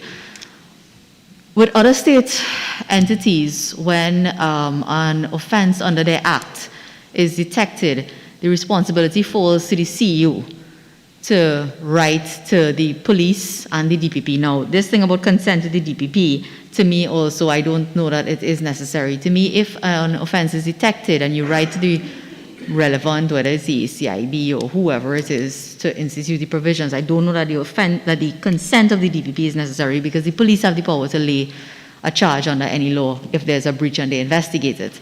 So, but it's the responsibility to identify and report the potential offense, to me, from my experience, would lie with the CEO. So I think that's that part there, but we should do some cleaning up on 14, and I think that 3 is unnecessary. Thank Attorney you, General. Mr. Chair. I think the contributions of Senator Vera and Senator Lachmidial have merit. What we are about really is a drafting exercise. I think the points that are made are that, one, in the contemplation of Section 14, the circumstances are pretty much the same as the circumstances of Section 3. That is to say, the member has a pecuniary interest or contingent interest, etc.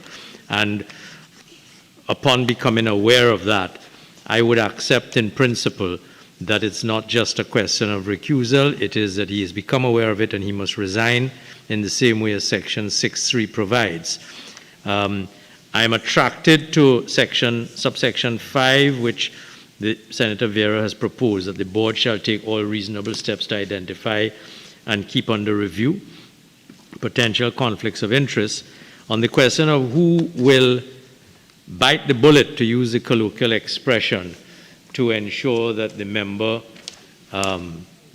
plays no further part, and that there is a report either to the police or to the minister, if the precedents show that the chief executive officer is the person to do that, then I think that is something that we can contemplate. So in a nutshell, what I'm saying is that this is a drafting exercise which I think we'll need to put our heads together on. I don't know, unless Senators Vera and Lachmidial wanted to do a huddle while we continue with other sections of the clause and come back to you, Chair, with something that would meet the concerns that have been expressed. I don't know that I can give the undertaking that we can resolve that today, and I don't necessarily want to prolong the sitting of this chamber unduly. So with your permission, I throw the question back to Senator Vera, who raised the concern. Is there the potential to come up with a drafting resolution to address the concern so that we can, again, to use the colloquial expression, put this to bed this evening? Yeah, I'm quite happy to huddle, but I think too I would want to tie it back to clause 7, because I think that both are interconnected. It has to tie back. And the other thing is, from a pragmatic point of view, I don't see any board member, any CEO looking to bring criminal prosecution against a board member. I mean, unless you actually have to, I don't see that happening. And so, again, my concern is that we're putting something that looks good, but is never really going to take place. I accept that. So we don't need to introduce a section dealing with the DPP. I accept that. But somebody must take responsibility to recognize the fact that it has occurred, make a report, and then consequences can flow from that depending on the seriousness of the event. Yeah, I know, but they have to draft an amendment. We still must get him doing that. You to put the proverbial pen to paper and come up with something that we can return to, perhaps, of course, with the permission of the chair. With the permission of all, we will be deferring consideration for clause 14. Yes. And before we go forward, I've been advised that I must formally address Senator Welch's amendment based upon the amount of words and his intent. It can't be treated as just a typographical assertion. So I must pose the question. No, wait. They have to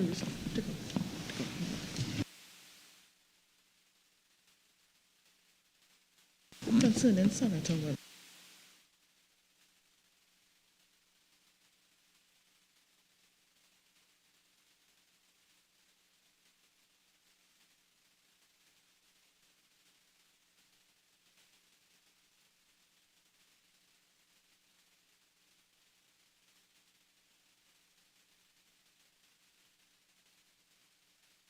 After.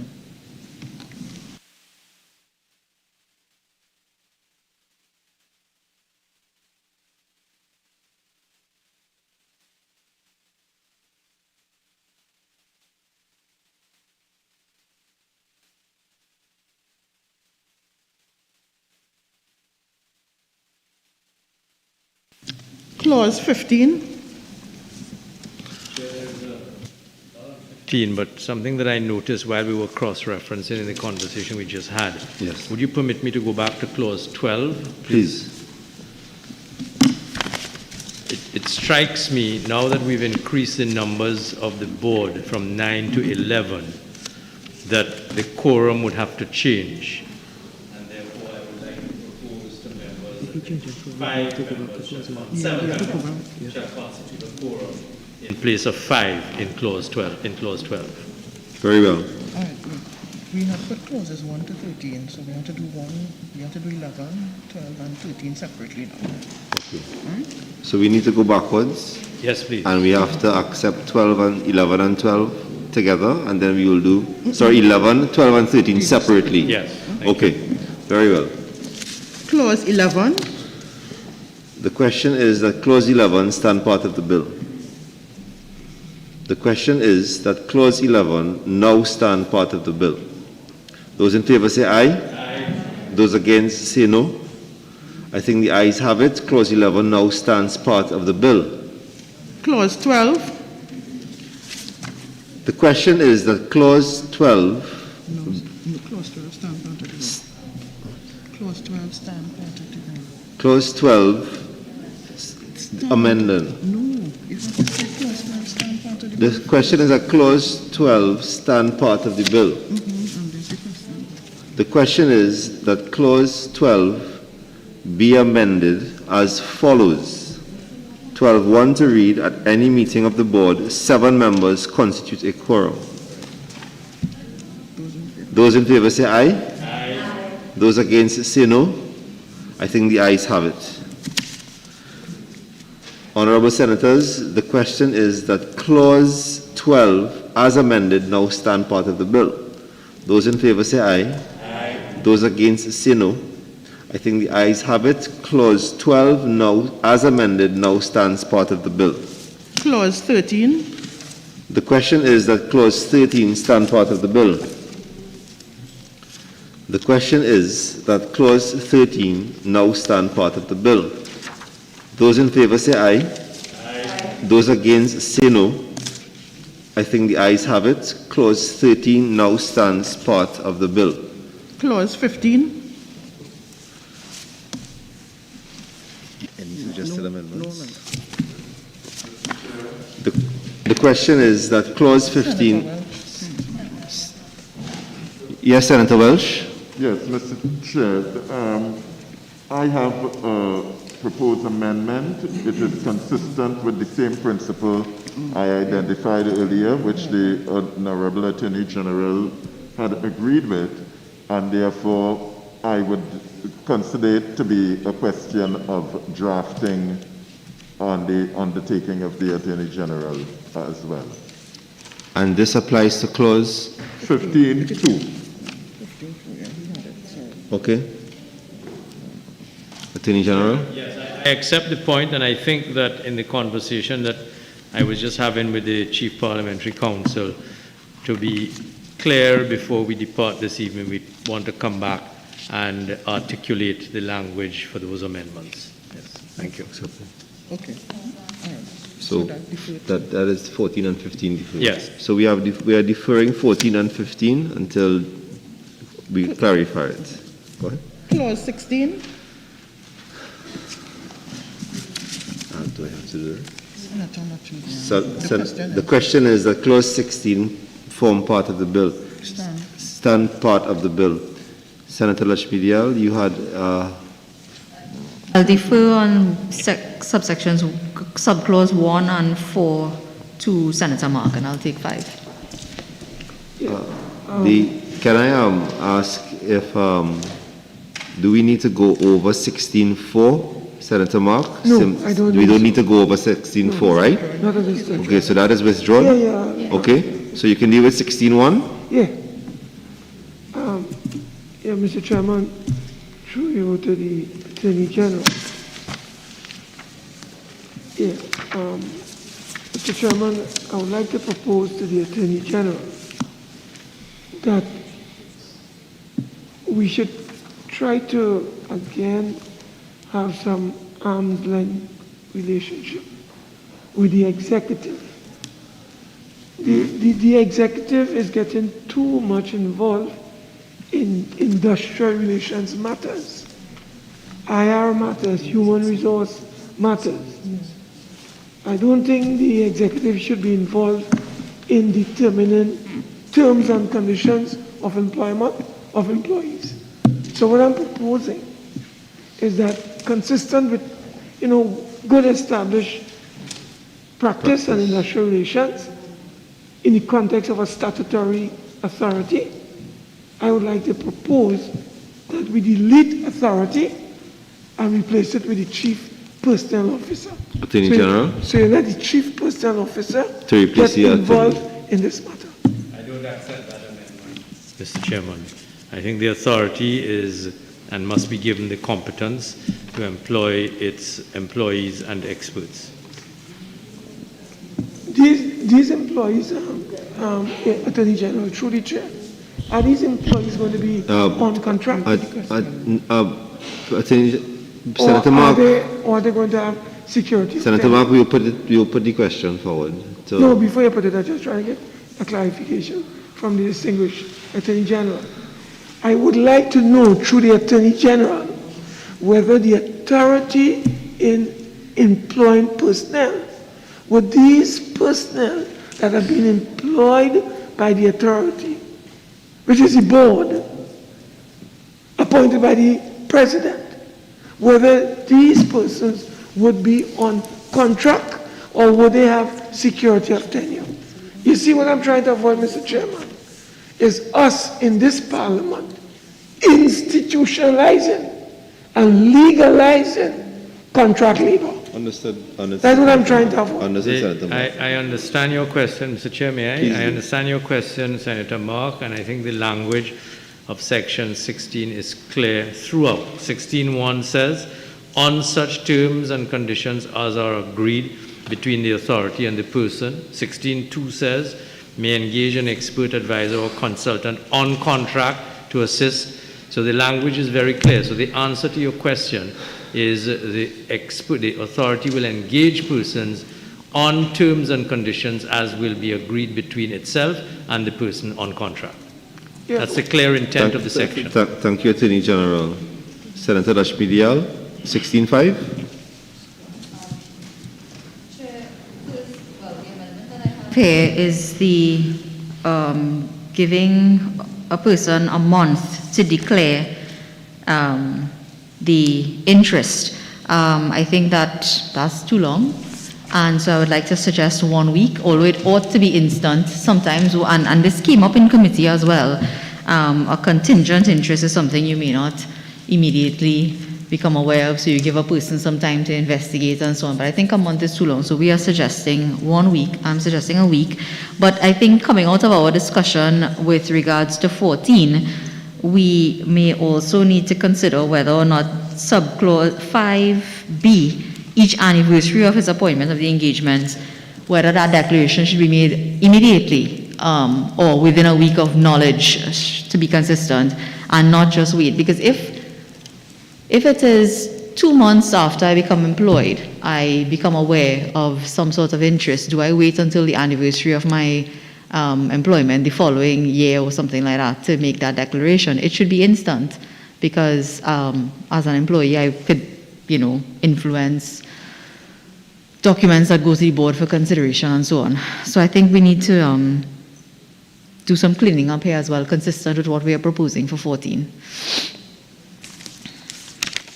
Mr. Chairman? Attorney General, go ahead. Yes, through you, we have already agreed in section 7, subsection 3, a member shall within 7 days of becoming, etc., make a declaration. So I think that the 1 week proposed by Senator Lachmidial for the amendment to section 16, subsection 5, is consistent with that which we've already agreed, and I accept.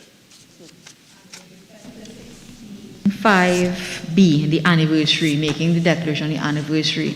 Would the Attorney General consider, perhaps when we work out the wording for 14, coming back to this? Yes. Okay. Thank you. That's a long read. 16.5B, each anniversary of his appointment. Yeah, so we'll come back to that when we work out 14 on whatever. We'll make it consistent for the board and employees, I think. Okay, so in the fullness of that of 16, that will be another, we would come back to that as well, when we're encapsulating Yes. it as well, okay? Thank you. Amendment. We have to put the question. And To clarify, Senator Moore, we need to also clarify the proposal. the proposal for 16.1 Oh, Senator Moore, by Senator Mark. is he withdrawn? Have you withdrawn that, Senator Mark? Joe will. No, sir. Okay, I'm very so the question consistent. is that the question is, That the amendment. see, I cannot amend it as it's part of a whole clause that we are coming back to. Okay? Well, you could just put mine, sir. Put it on Just put Okay, my own. so, okay, the question is that clause 16, one. clause 16 subsection 1 The amendment. be amended to, as circulated By Senator Moore. by Senator Mark. Those in favor say aye. Those against say no. I think the noes have it. The amendment is not. The amendment does not carry. Clause 17. The question is that clause 17 stand part of the bill. The question is that clause 17 now stand part of the bill. Those in favor say aye. Those against say no. I think the ayes have it. Clause 17 now stands part of the bill. Clause 18. Do I put the question? Yes. The question is that clause 18 stand part of the bill. Senator Lachmidial, you had a suggestion. Senator Mark. Senator Mark, you had a suggestion. Yes. Again, through you to the Honorable Attorney General. Mr. Chairman, through you, Attorney General, why is the Minister seeking to get information again as a minister? That should be the responsibility of a CEO. And if he wants to get that information, we don't have to put that in legislation. The minister could write to the CEO and request that information. Why are we putting this in legislation? I don't see the need for this particular section, Honorable Attorney General. The minister is getting involved in too much centralization, micromanaging, and this point you made earlier, Attorney General, about you win elections and that you have power to govern. And yes, that's true. But you cannot be governing in this kind of manner. And I'm suggesting for your consideration that there is no need for a minister of government to be asking these minute matters and putting that in legislation. You could request that from your CEO. So I'm just asking the Attorney General, let us be serious in terms of what we are doing. And I'm suggesting that we delete that entire section. And the gentleman, if he Senator wants Mark, the information, Senator Mark, we just make it available. let's allow the to Attorney General to gentleman respond. Attorney through General. the CEO. Senator Mark, first of all, subsection 3 begins with the words notwithstanding subsection 1. And we will remember that subsection 1 deals with the confidentiality of the information in the first instance. So what subsection 3 is designed to do as a matter of policy is to give to the minister, and we remember that this is, as I described in my winding up today and in my piloting, this is a novel piece of legislation that is being introduced on an incremental basis, and we have to work with it as we go along. And I think this has nothing to do with winning a majority. I think in the novelty of this legislation, where the government is going to be concerned to keep abreast of what is taking place in terms of organizational structure, etc., the matters delineated A to E, I think that this is a policy consideration that finds proper place in the legislation. Thank you, Attorney General. Should probably have a sunset clause, given the novelty of this whole development. Because you see, if we are doing it as you have just said, then we should have a sunset clause So we could come back and review 2 years from now, 3 years from now, 4 years. Next thing you know, this become a permanent part of the landscape. So I just wanted to find out from Senator you Mark? if this is a temporary thing or if a permanent thing. Senator Mark, based on the explanation given by the Attorney General, I'm putting the question. The question is that clause 18 stand part of the bill. Be amended or circulated. Be as mentioned. Be amended. The question is that clause 18 be as amended as circulated by Senator Mark. Those in favor say aye. Those against say no. The noes have it. Honorable Senators, no. The question is that clause 18 now stand part of the bill. Those in favor say aye. Those against say no. I think the ayes have it. Clause 18 now stands part of the bill. Honorable Senators, the session is now suspended for 10 minutes.